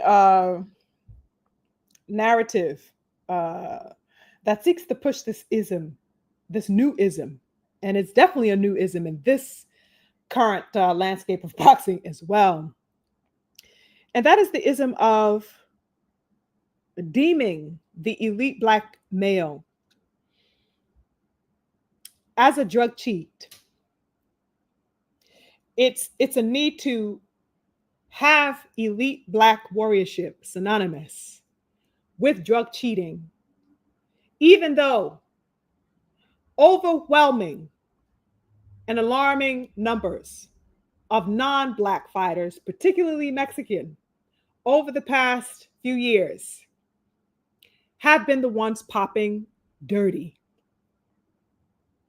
But that there is an ism that has been activated that wants to convince and inculcate into the public that instead of the people who are actually popping dirty overwhelmingly by the droves are not to be chastised, but that instead they need to be looking at whoever the elite Black figure is. He is the one. Does not matter if he has never had a record of cheating. Does not matter if he has never tested even a singular time positive for any performance enhancing drug. It is him that they have to look at. It is him who they have to blame. It is him who they have to suspect. That is a going ism right now. Okay? Now, I have been coming across a lot of discourse over the past week about this particular perspective. That now, people are up in arms about Terence Crawford. Now, he is not a new subject being brought to the table. I've heard things about, allegations made about Bud Crawford after the, I think the Spence fight and stuff like that. But it was like little hints in the wind. It was not a predominant narrative, right? People for the most part put respect on Bud's name. He was deemed the pound for pound number one. He went on his, world tour of 40 days and 40 nights in celebration of his victory, and everybody was happy for him and, put respect on his name as was due to him, right? For his victory in stunning fashion. So that, he really didn't have as much weight on that. But as of late, magically, as he is, in line to fight Canelo, here we go, right? We have a Mexican, the darling, face of Mexican boxing, if you will, versus the pound for pound universally recognized elite Black male in the world, right? And all of a sudden, now whatever little whisperings may have had, just randomly in over the past 2 years since that Spence fight or whatever, have now absolutely come full blast into the forefront, and have are being presented as being definitive arguments to be made against this man. Accusations, you guys, nothing concrete at all. 100% accusations are being, justified in recent discoursing across social media, as I'm sure we are all aware of. Now, I think it's imperative for us to understand, real talk, that I just got to keep it a buck. Black elite warriorship is a threat. I don't know how much I could reiterate that time and time again, because I think that maybe sometimes it goes over a lot of people's heads, as we know, in the boxing world, right? There is a fear. There is already a built-in predisposed excuse. There is already a going theme at work in the claiming, in the assuming, in the alleging that Terence Crawford is a drug cheat. Even though there is no information to prove that, there is no history to prove that, there is already a built-in excuse for, let's say, the fact that, he may win, right? So that there is a fear that this elite Black man that is going up against somebody who is upheld as an elite warrior himself, even though Canelo is a fucking drug cheat. Canelo. K-pop dirty. But we are not going to look at this man, this fighter, with a history of drug cheating. We are not going to call him a drug cheat. We are not even going to reference the reality that he has a past of drug cheating, PED use. We're not going to reference that, even for a moment, but we are going to turn and divert all focus away from that and on to this elite Black man with no history at all. We're going to accuse him. He's the one our speculations are going to be upon. We are going to look at pictures and dissect his body, dissect his physique, every nook and cranny, every crevice of his lean body bulking up as he puts on weight, heading up to 168 to fight Canelo. We are going to look at him. We're going to put him under a magnifying glass. And not only are we going to look at him, but we are going to call him flat out on some platforms. We're going to flat out call him a drug cheat. We're going to flat out suspect him of drug cheating. Can you believe this?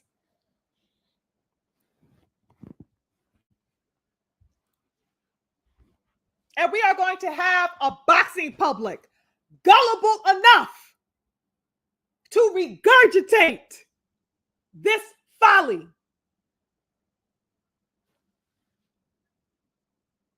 Do you see what I'm talking about? As aforementioned, when I mentioned the frailty of mindset and the perspective of the people that are being catered to, this frail, juvenile mentality that is being catered to and fostered and encouraged so that people will bypass their own logic in order to reiterate garbage. They will drop logic just to do that, just to be a part of a popular conversation. They will promote the filth. They will do that because what? Oh, it'll put them among others who are talking about it. It will maybe extend their reach, their networking parameters.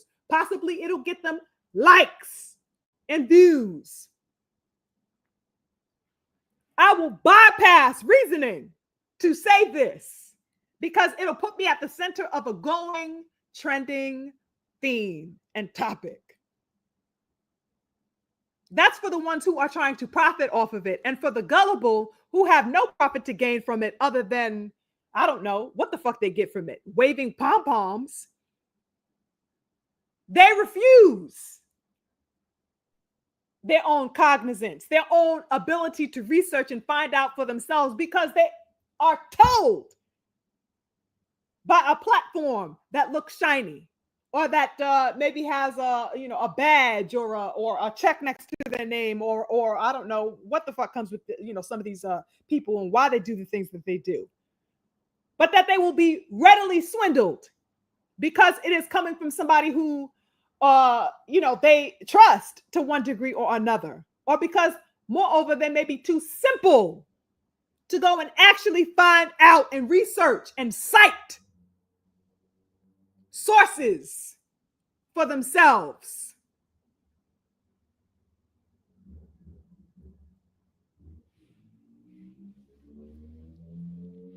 This is the fragility of the mentality that is going on, that is being built within the isms that are being pushed and promoted.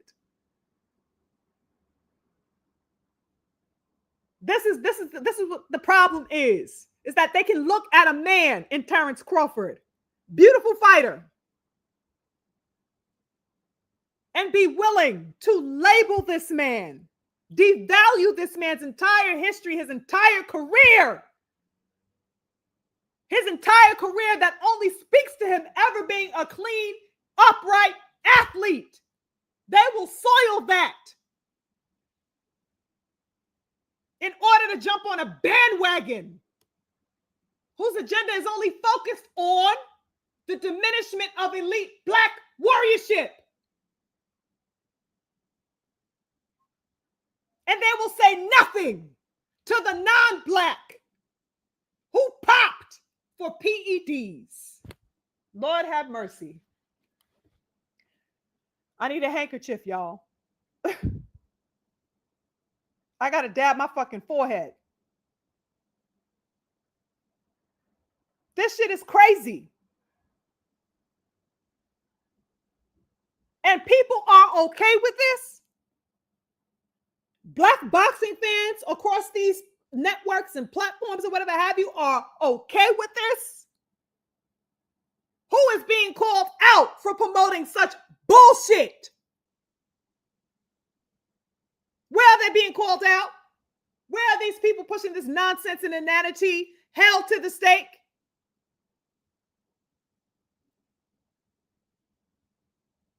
So that now we have people justifying, promoting, enabling mediocrity and nullity on one hand. And in addition to that, now we have the alleging and accusations geared towards elite Black men who have no history of drug cheating. This is the fucking era of boxing we in. So you ain't got to do shit in boxing, and we're going to label you a king. And then when we have a fucking king, we're going to be rape, castigate, and goddamn disavow him?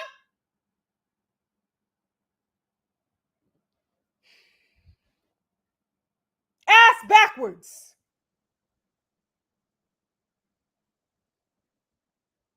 Make it the fuck make sense, y'all. Because the math ain't fucking math and the logic ain't goddamn logicking on my goddamn calculator. The fuck?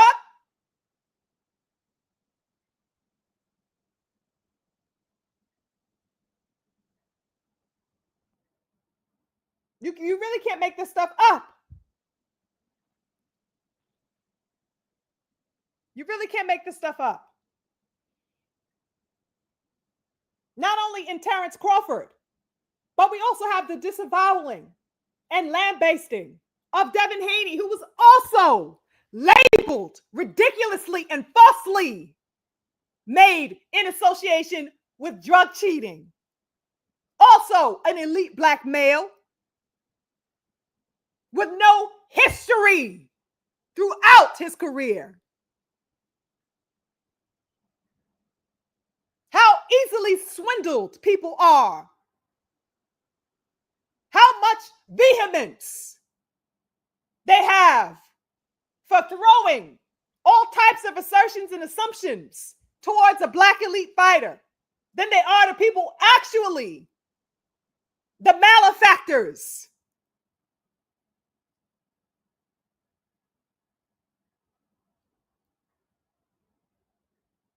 It's crazy, you guys. Like the consciousness in boxing is really out of this world.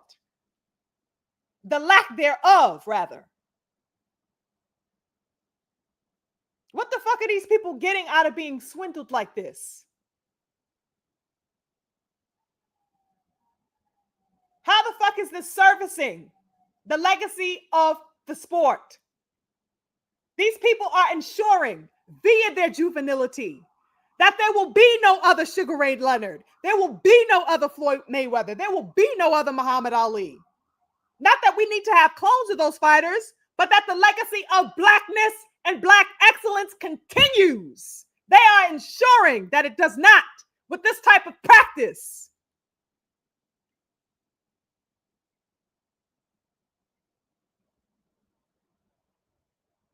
This is the part people are not understanding. But they are calling themselves boxing supporters, boxing enthusiasts, and boxing quote unquote fans.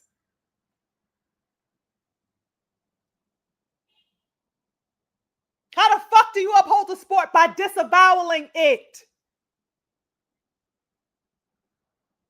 How the fuck do you maintain its integrity? By degrading it?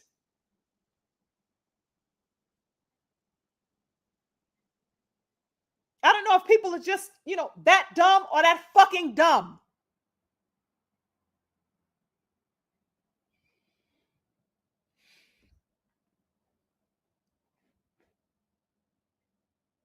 One of the absolute isms, historically up until presently, is the assurance that the expression of Black elitism is subdued, is controlled, in other words.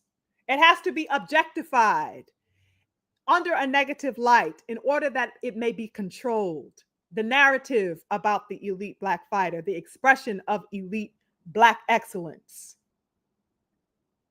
It has to be controlled. And so a narrative is weaved and created in order to do that. In order to hold it under a type of light, they will popularize your demise. They will make it cute.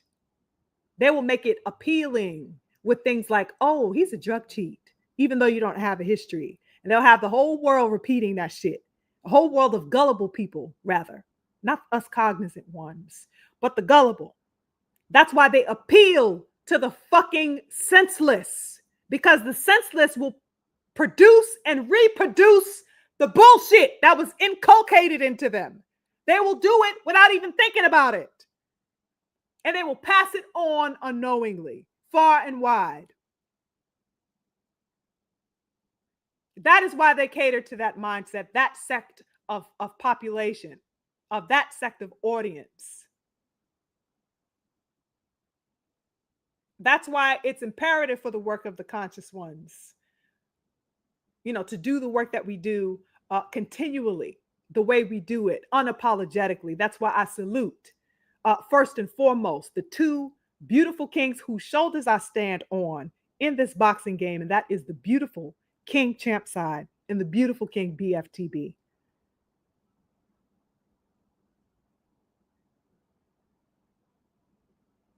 I learned from those two brothers, okay? I watched the valor of Champside for, nearly 10 years. And even though I have only newly been introduced to BFTB over the past, how long has it been? 2 years, something like coming into 2 years. I watch that type of work. And through these men, I was introduced to, Drew and 7-8 and stuff like that. The larger conscious community of Black content creators who I deeply respect, but that, we seem to be a very tight-knit network of people. But I'm glad that even though our channels may be building, or some of us may already have been established, you know what I'm saying? People like Champside, Blue Blood, you know what I'm saying, with the more established channels, who are really, major players. I consider them to be major media. You know what I'm saying? But that the integrity, even if you are little old me, you know what I'm saying, or somebody like Blue Blood and Champside or whatever, and everything in between that, the quality of the message, the quality of the consciousness has not been sacrificed. And that is why, I so deeply admire and respect these men. Because the quality and the consciousness is not sacrificed. The passion is not sacrificed. And I find that to be, outside of these confines, lacking, in the extended community. And it's really, it really is a case, and because people are, people of the culture, Black people, who may have their own particular platforms, are not cognizant, are not versed or educated in their history. Even in, let's say, you don't want to be, as immersed, in the sense of it, because history is also a passion for me. If you guys have not noticed, I'm an avid researcher and studier of history. So I have a passion for Black history, African history, as its own passion of mine outside of boxing. But let's say even, somebody who is not taking that type of scholarly, study approach to Black history.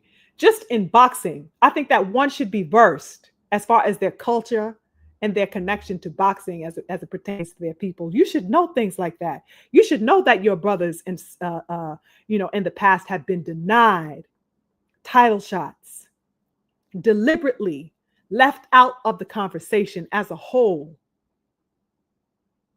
deliberately not allowed to exemplify your own dominion because they are afraid and were afraid then of your power, of your dominance. Okay?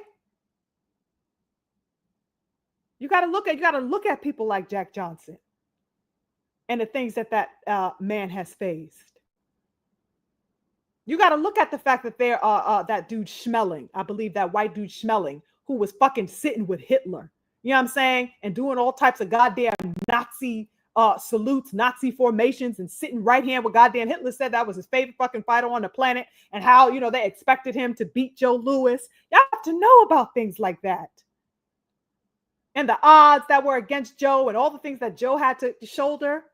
That's why Muhammad Ali, almost kissed that man's feet every time he saw Joe Louis, because he knows what it took. He knows what it took for Joe. And he knows that Joe is the reason why he was able to call himself the greatest. Do you understand? What the fuck are these young brothers connected to? As far as fighters, and moreover, what are these black boxing fans connected to? What are they connecting to over the actuality of their own history, of how their culture shaped and played all types of dynamic roles within this sport?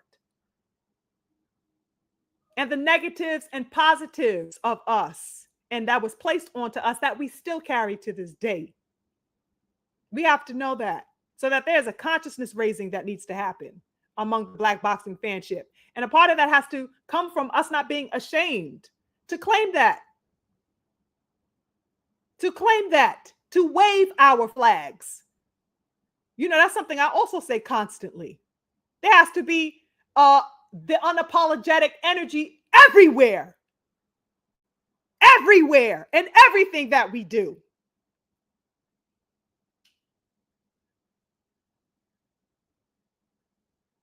Because we got the power to enforce that type of change and that type of movement and that type of reshaping of the trajectory for our people within this sport.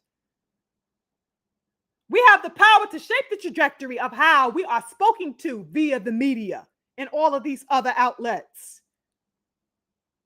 To say, excuse me, we don't appreciate that. Take that fucking down. I don't appreciate it. Take it down. Excuse me, we need a public apology from you. And so forth and so on. When fucking vile statements are made by the fucking coward racist Riri, the way he has been positing over the past 2 years. Or the chump pussy Tio over the past few months. We got to know that there is a power that can be used and utilized to correct those types of things that historically still trail us around. How about we try to diminish that instead of these young brothers solidifying legacy for themselves?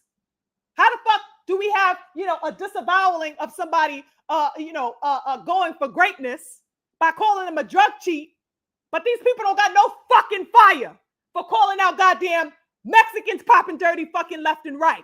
The dirty ones, not Mexicans as a whole, but these motherfuckers overwhelmingly popping dirty in that stable associated with Eddie Reynoso, for example. Not the 10 toes fighters, but these fucking pussies associated with that chump. No vehemence is being put over there, but you want to put all your heat, all your weight on calling Bud a cheat?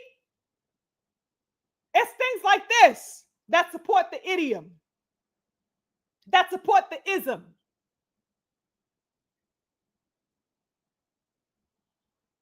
And people are not even conscious of what it is that they are doing, which is why I brought up the example of the fan that I came across the other day. I don't even believe that man knew what he was saying in saying that Tank Davis is Hall of Fame. He just don't have the resume to prove it. It's just crazy.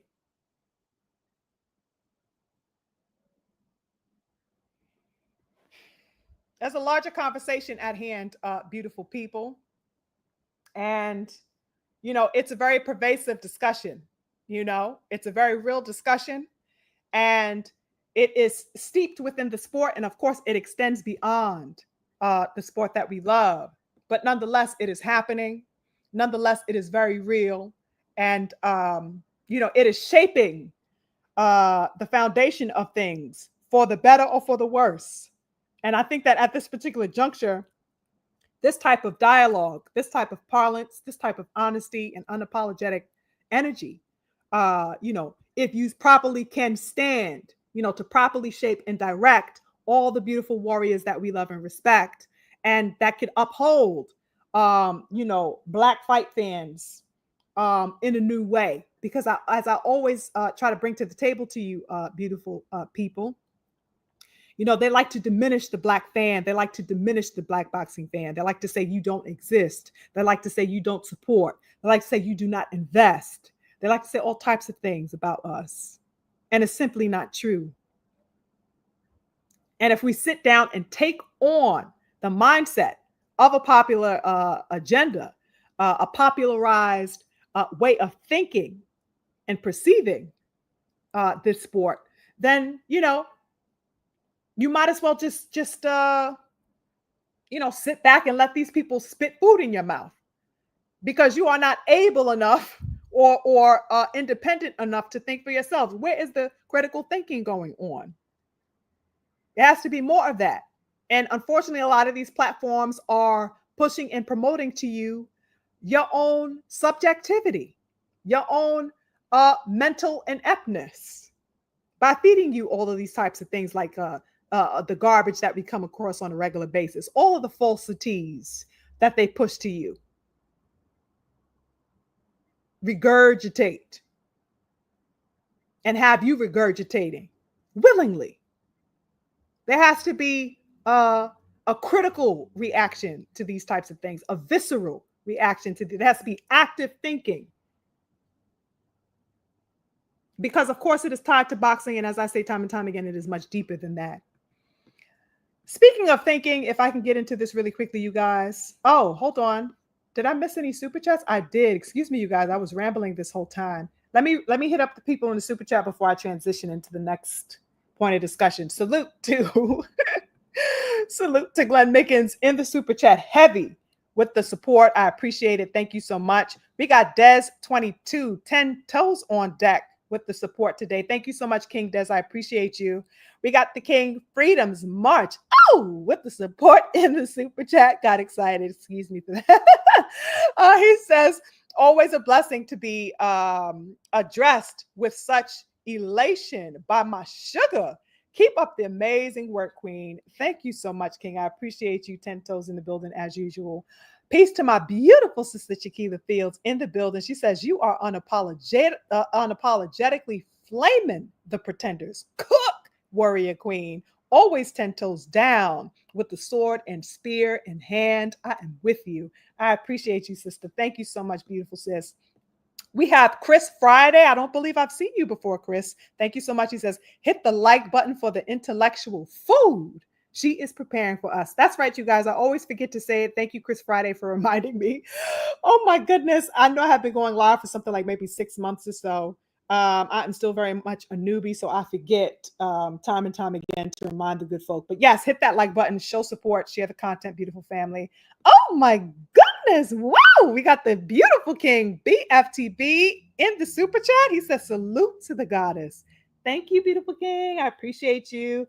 Oh my God, my brother. What's up, John? We got John Smith in the building today. He says, I'll stand on your side with support when you talk. I listen.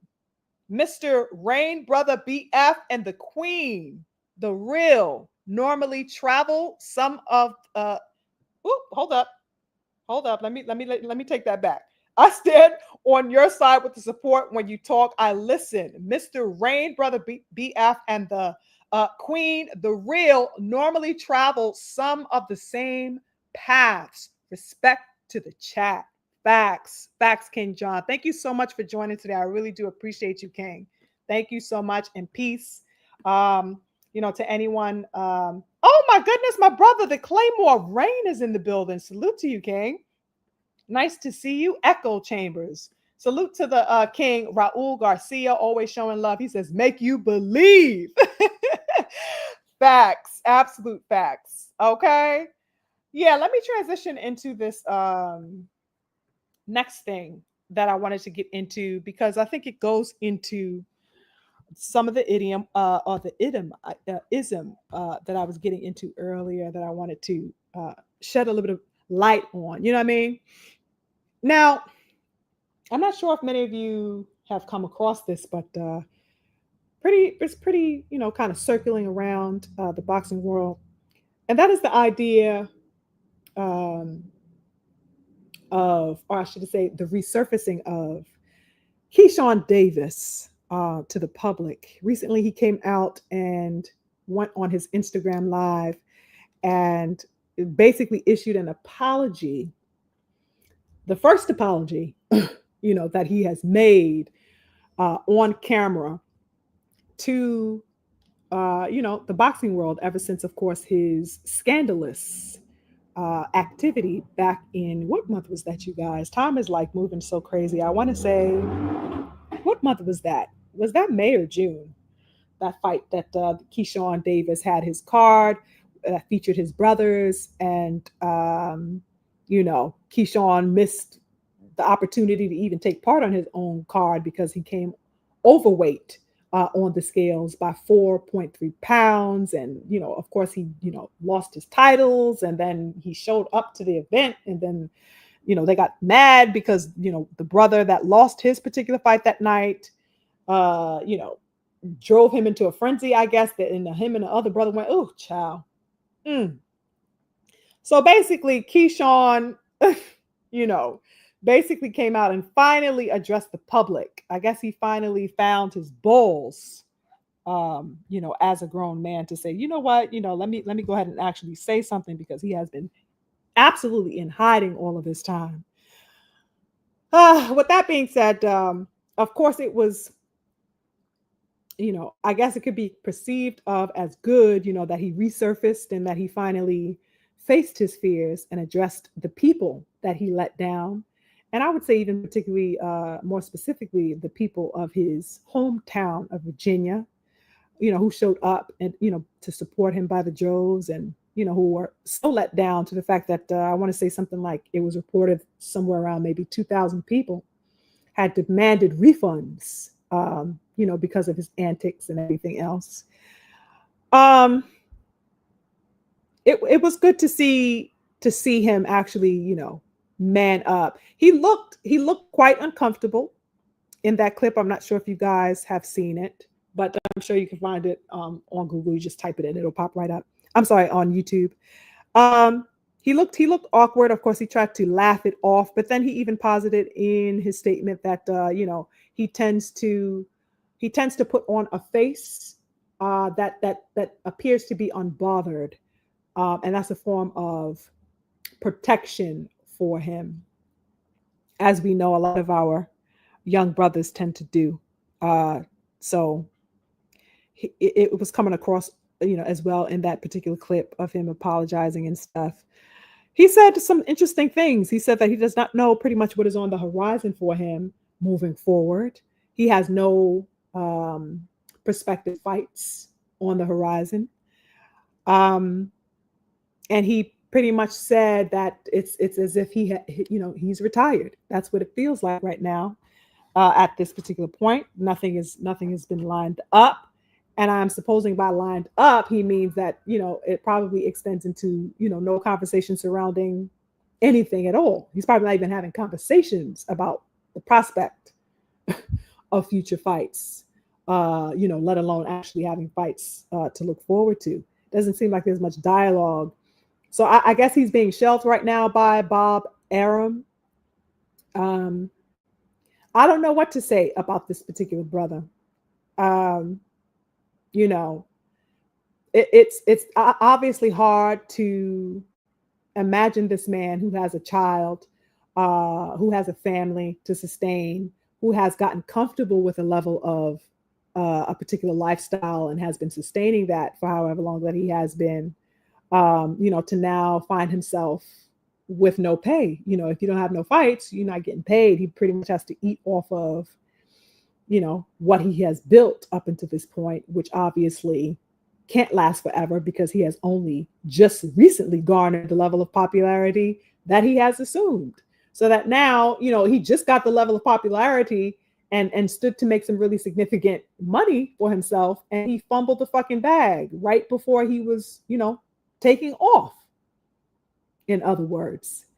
So I kind of cringed in my seat looking at it like, damn, this young brother, he's talking about taking care of his son. He's talking about his home, and trying to just stay focused on that. It was not an easy watch. But at the same time, I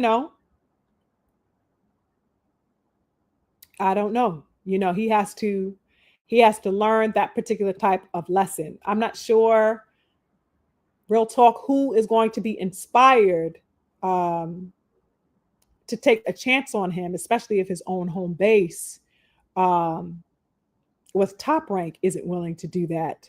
You know what I'm saying? So that I can't even project that, there's a possibility that Turkey would want to extend the idea of a business venture with Keyshawn, because he just, in that last episode, he proved himself to be absolutely unreliable. He proved himself to be unpredictable. Who would, how much money is invested into these broadcasts, into these fights and events? Why would somebody want to readily invest all of this type of money and they can't even guarantee that you will be able to keep a cool head? They can't even guarantee that you will make weight. So he just did himself an absolute disservice, to say it nicely, to say the absolute least. This man just literally gambled, his entire future on what? On the whim of you not being able to be mature enough to deal with a professional defeat of your brother? This man was, you and your family was getting paid to fight. This is not no street beef you have, and y'all are getting paid to do this. You mean you can't take a professional defeat? And he addressed that in the post that he made. Like, why was it that I was unable to deal with it? Why was I unable to deal with that mentally? And it seems like he's gonna have plenty of time to keep asking himself that question and finding the answers to that question and all the other questions that I'm sure are storming through his mind, because from what he says, I'm not too certain, that he would be in the ring before the year is over. So there's no telling when he'll make his return to the ring. But this is also a part of the ism that, we are speaking to today.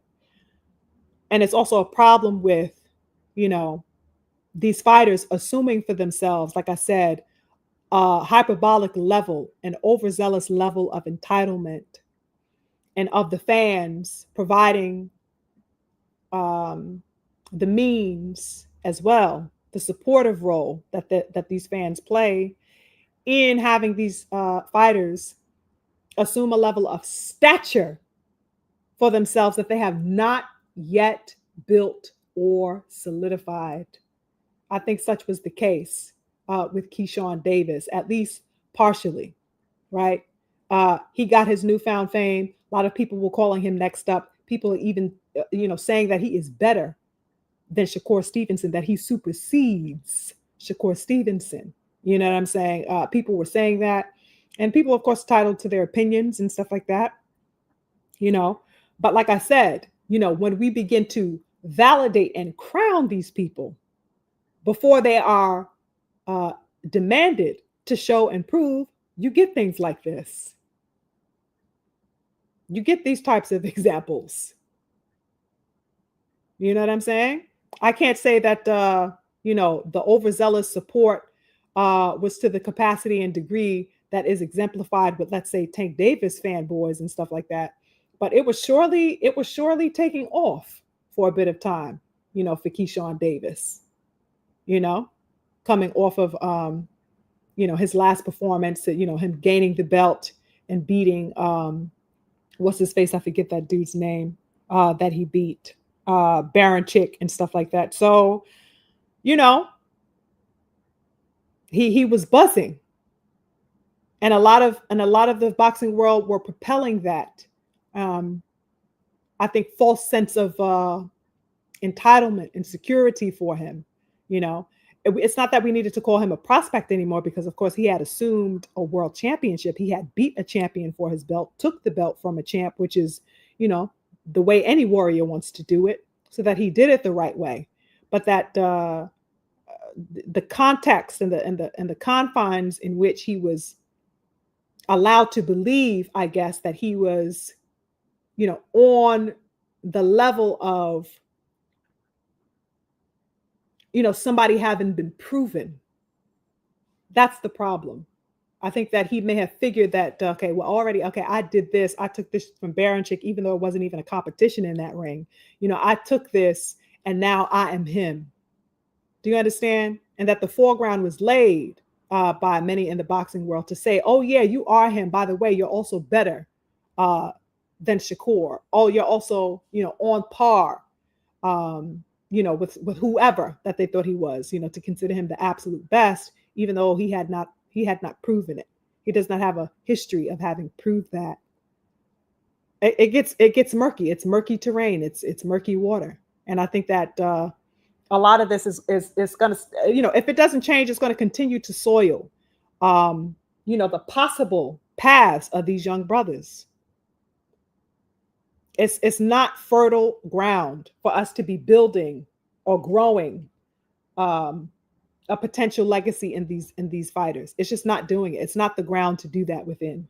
It'll always come up short. It will never take proper seed because it's missing the elements of integrity. It's missing the elements of, staying focused. It's missing the elements of, being proud to showcase that you are a best among the best. The easy route, it's infertile. It's absolutely infertile territory that you are operating within. You have to be made. And you can only be made via experiences and challenge, the experience of challenge. And if you refrain from that, you will forever rest in nullity and mediocrity. And so that we have to be conscious to not be overzealous about crowning people. We have to not withhold the crown from these people. That's not what we should be doing, but that we should be encouraging them, to assume and to exemplify warriorship. They can't bypass 1 and jump to fucking 5. What happened to 2, 3, and 4? In other words, that's something that we used to do as boxing fans back in the day. It's like, all right, yeah, you beat him. All right, dope. I can't wait till you see, can't wait to see how this brother looks when he beats this dude. All right, he got through that challenge. Oh shit, he fell up short. That's okay. He's gonna bounce back. Blah blah blah. We didn't make people afraid of running the risk of defeat.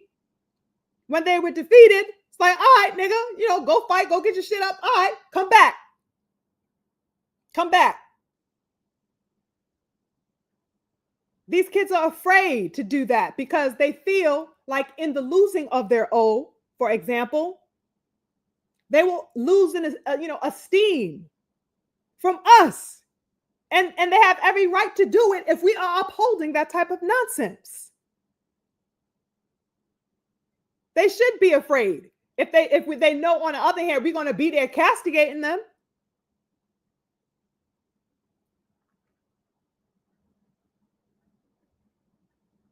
There's a shift in mentality that needs to happen, you guys. And Keyshawn is a young fighter. I definitely believe that he can bounce back, and I definitely believe that he can learn from his mistakes. You know what I'm saying? And to whatever degree he has to be available to show that to his investors and to his promoters and stuff like that. Hopefully he'll be able to, satisfy that in them so that they can continue to invest because, he has latent potential as well. And it'll be interesting to see what he can do at 140 if he intends to fight there. Just like it'll be interesting to see any of these brothers coming up do their thing. That's what I want to see. I want all of them to do their thing. I want all of them to shine. I want all of them on that particular tract of uprightness. I want to see that. I don't want anybody held back or held down. You know what I mean? But that you have to be willing to do it. And if you are not, then you cannot have my support. So hopefully he gets himself in line. He told his fans, listen, if you guys want to see me fight, talk about me. Tell the people that you want to see me fight, who you want to see me fight. He's an interesting case. It'll be sad to see him left behind, but at the same time, these types of things come, when the ego or the fantasy supersedes, any level of reality. That cannot happen in boxing, and that is being promoted too often in the mindset, just in general. It's being upheld way too much at the forefront. And things like this happen as a result of that. We start getting sacrifices, being made out of no goddamn where. How is he being sacrificed and left asunder? And he hasn't even begun. Do you see what I meant about the thinning out of the potential elite Black warrior and his continuance in the sport? Look at Keyshawn, you guys. Look at Keyshawn. This is an example of what I said earlier. They are thinning out the line. And the fighters are participating in the thinning out of their own line by carrying this crazy mentality that they have and the crazy mentality that we are justifying in boxing. Everybody is at fault here. Everybody is playing a role in this. Everybody not conscious enough to see what's going on is playing an absolute role in this.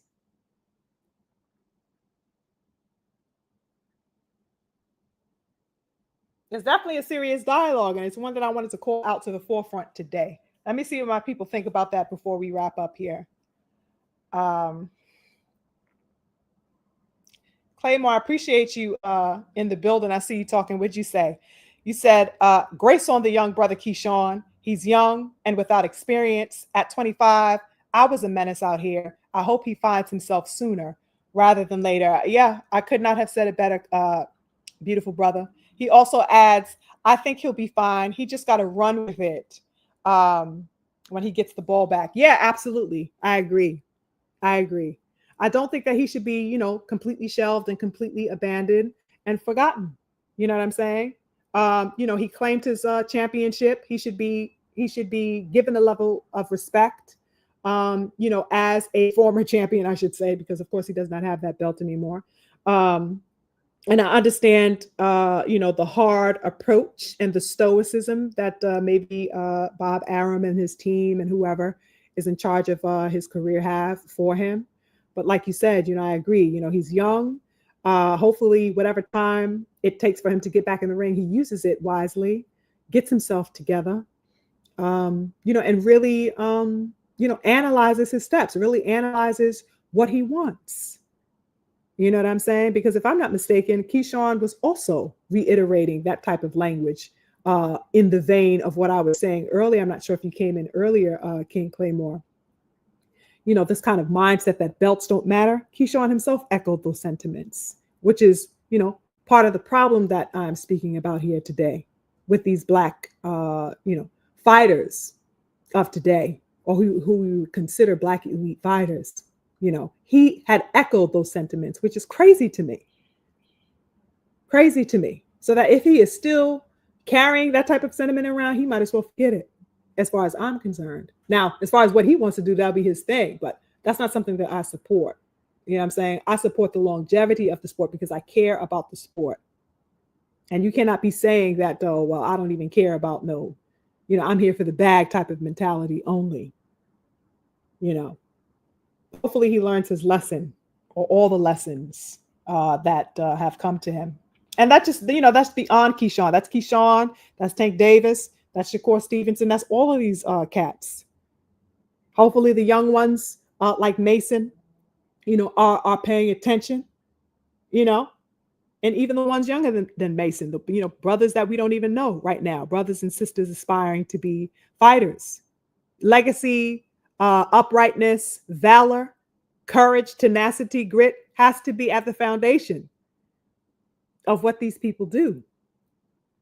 And I think that the boxing public needs to get back to upholding that, because once that's taken out of the equation, what do we have? It's a circus. And we start seeing circus behavior as has been exemplified, for some time now among this particular generation and era of boxing.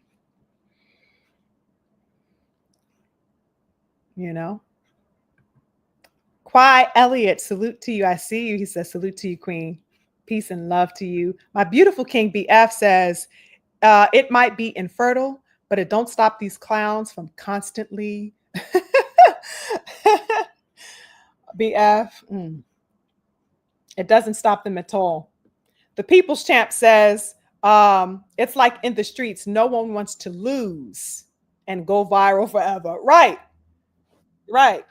No, it's like, but it's like the mentality, it's the mentality of the people upholding the fact that these people lose, and it's the people that run to post the videos. Let's say like World Star. You know what I mean? People get into street fights, stuff it, all the time. But there was a time where that stuff didn't exist. You had to get your fair one how you got it. Win, lose, or whatever. You know what I mean? These people are afraid, like Tank Davis said, of becoming a meme, because there are people out there who are waiting for the demise of elite Black warriors. There are people out there that uphold that. That's the mindset that I'm speaking to. So that you have the fighters on the one hand who are refraining and showing that level of reticence, right? And then you have the other people who are upholding the folly. The people who are saying, I'm going to make and create a meme, that's going to disavow you because you attempted to challenge yourself. Yes, you were defeated, but I'm going to make fun of you. I'm going to disavow you because you challenged yourself. I'm not going to uphold and respect the warriorship that it takes to do that. No matter what the outcome is, I respect that you fought the best. It's crazy work these days. And it's getting worse the more it's popularized. Exactly, JL. They're scared to lose the O. 1000%. My twin says, Frank Martin and Keyshawn Davis is there to be made. Will anyone take the chance on Davis, though? Great question. I mean, that's to be seen. That's absolutely to be seen. We don't know what's going on. Are you talking to Carmen? The People's Champ says sugar free is one of a kind. I appreciate you, People's Champ. I really do. Thank you for the love. I appreciate you. Oh my goodness, we got another super chat from the King JL in the building. He says they would rather keep their O. Keeping their O is better in their eyes than to fight the best for world titles. The problem in boxing this day and age is there is too much cherry picking going on. With boxers in this era ain't shit. Damn. I absolutely agree. It's a lot of cherry picking going on. It's a lot of refraining. It's a lot of reticence. It's a lot of, timidity. And it's, like I said, I always have to bring it back to what is it really serving as far as the longevity of the sport? What is it really serving as far as warriorship as a whole? And as we look at it culturally, what is it serving in the line of the beautiful Black men who have carved this sport into popularity and into relevance in the American landscape? How is it serving that? Is it for the better? I posit that it is not. And hopefully you have gathered that it is not, for during this discourse. Hopefully you've made your own conclusions. Hopefully you've asked some more questions that I didn't get to ask, of course, because we don't have enough time to divulge it all. But hopefully you will take these questions with you and answer them with you, um, and within you, as you go throughout your week, your month, your year, as you engage as a boxing fan from here onward. With the things that you see in the media, with the things that you hear said of these fighters, with the actions that you see exemplified, and so forth and so on. It's important that we engage actively and consciously as boxing fans, as a boxing community. That is what propels and preserves the integrity and the intelligence and respectability of the sport. It's asking those questions. It's holding people accountable. It's not giving people the easy out.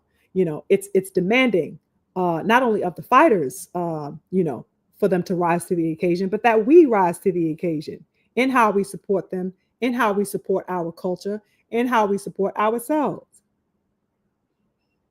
That's important. The People's Champ says, no disrespect to Keyshawn, but he has mannerisms of someone who plays with their nose. Oh my God. People's Champ is wild, y'all. Okay. Love the People's Champ. Oh my God. Gotta love the People's Champ. Okay. We call him that because you just have to, it's hard not to be smitten and taken by the King Byron. He is so affable. Let me see what my people are talking about. Give me a second, you guys. I'm just scrolling. The King Stephen says this is an issue of manhood for sure. 1000% agree, King Stephen. 1000%. My beautiful sister Cameron Field says the ability to practice emotional regulation sadly continues to be a barrier for most. Absolutely well said, beautiful sis. Yeah, absolute practice of emotional regulation continues to be a barrier for most people. Yeah, 1000%.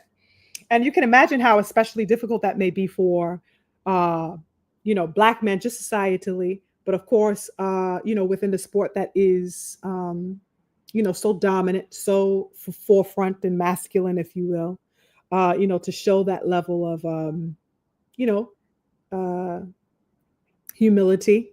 You know what I'm saying? And Keyshawn, he had to go about and show it. He refrained from it as best he could, but finally, when all the doors were closed, he came out to address that, especially now that, his whole future is in the balance. He doesn't know from one day to the next.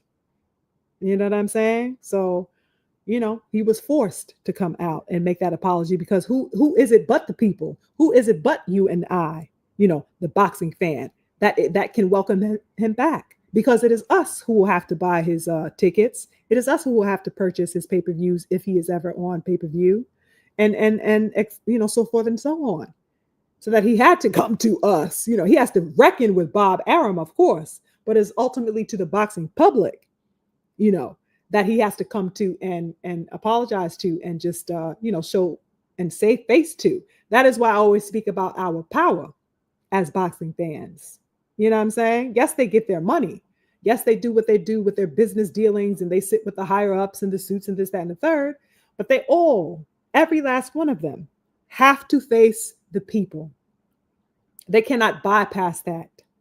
That's why when I brought up the example of the people who were saying that Usyk is the greatest of all time and stuff like that, I'm like, listen, that man accomplished what he accomplished. Wonderful feats for him. You understand? But he will never stand to the likes of Lennox Lewis or Muhammad Ali or whatever have you. You understand what I'm saying? Because they had not only the accolades and the medal as far as the belts are concerned, they captured the hearts of the people, the culture.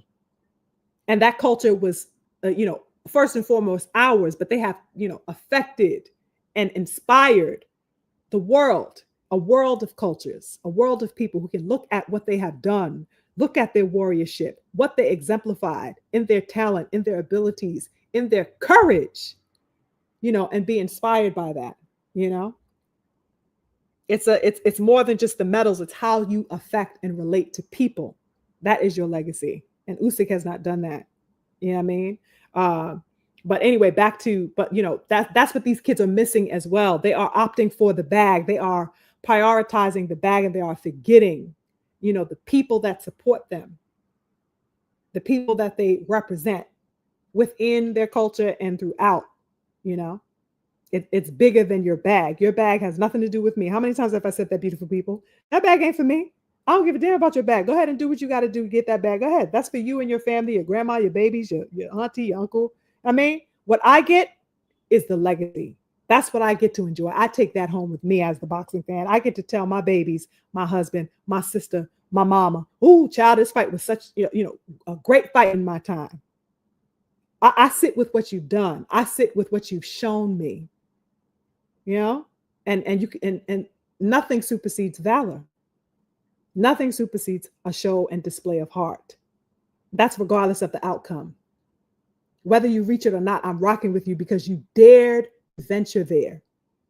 That's the type of fan that I am, at least. Anywho, beautiful people, I think that is it for me. Let me make sure I didn't miss anything. Oh, I did. My twin. Did I miss you? Yes, I did. Twin says, just adding some color to the chat for another great Sunday cook. Still waiting to pre-order those 10 toes down hoodies from Sugar Free merchandise line. Facts. And don't forget my damn cookbook. Okay. And what else was it? We had a couple other things that you know, the goddess Sugar Free needs to be, you know, putting out. But yeah, I'm gonna have to add that to the list for sure. The 10 toes down hoodie. Real talk, Twin. Facts. I'm gonna have to expedite those ASAP. Salute to Smitty Smith in the super chat, also with the love. He says, much love to you. Much love to you, Smitty. Okay. Thank you so much for the support of the channel. And thank you so much for being here. I got to send a big thank you, you guys, to everybody. I appreciate you. Peace to the King JL. Peace to my twin, Daryl Anderson. Peace to Cameron Fields, my beautiful sister, the King Freedom's March, my beautiful king, BFTB, the King Claymore, who popped up in here. Thank you so much. It's always good to see you. Okay. Always wonderful to catch you whenever I am, to catch your lives during the week. Salute to you and the King, Ray Davis. Right. Thank you so much for joining. Peace to everybody. The King, Stephen X, the People's Champ, Byron, all of my beautiful family, Bean Pro. Oh my goodness, Patrice, you was in the building. The King Patrice, my brother, in the building. Gotta salute you. I definitely appreciate you. Chris, everybody else who joined. Of course, I can't run through everyone. Chiquila Fields, all of my beautiful family, Freedom's March, everybody who contributed to the super chat. Thank you so much for another wonderful discussion. Hopefully this was fruitful for you guys. Definitely hit the like button on your way out. Wishing you guys a fabulous, prosperous, beautiful week ahead, a week of clarity, a week of strength and alignment. Okay. Definitely go on and do the things that you do and do it your way. Do it big and do it unapologetically.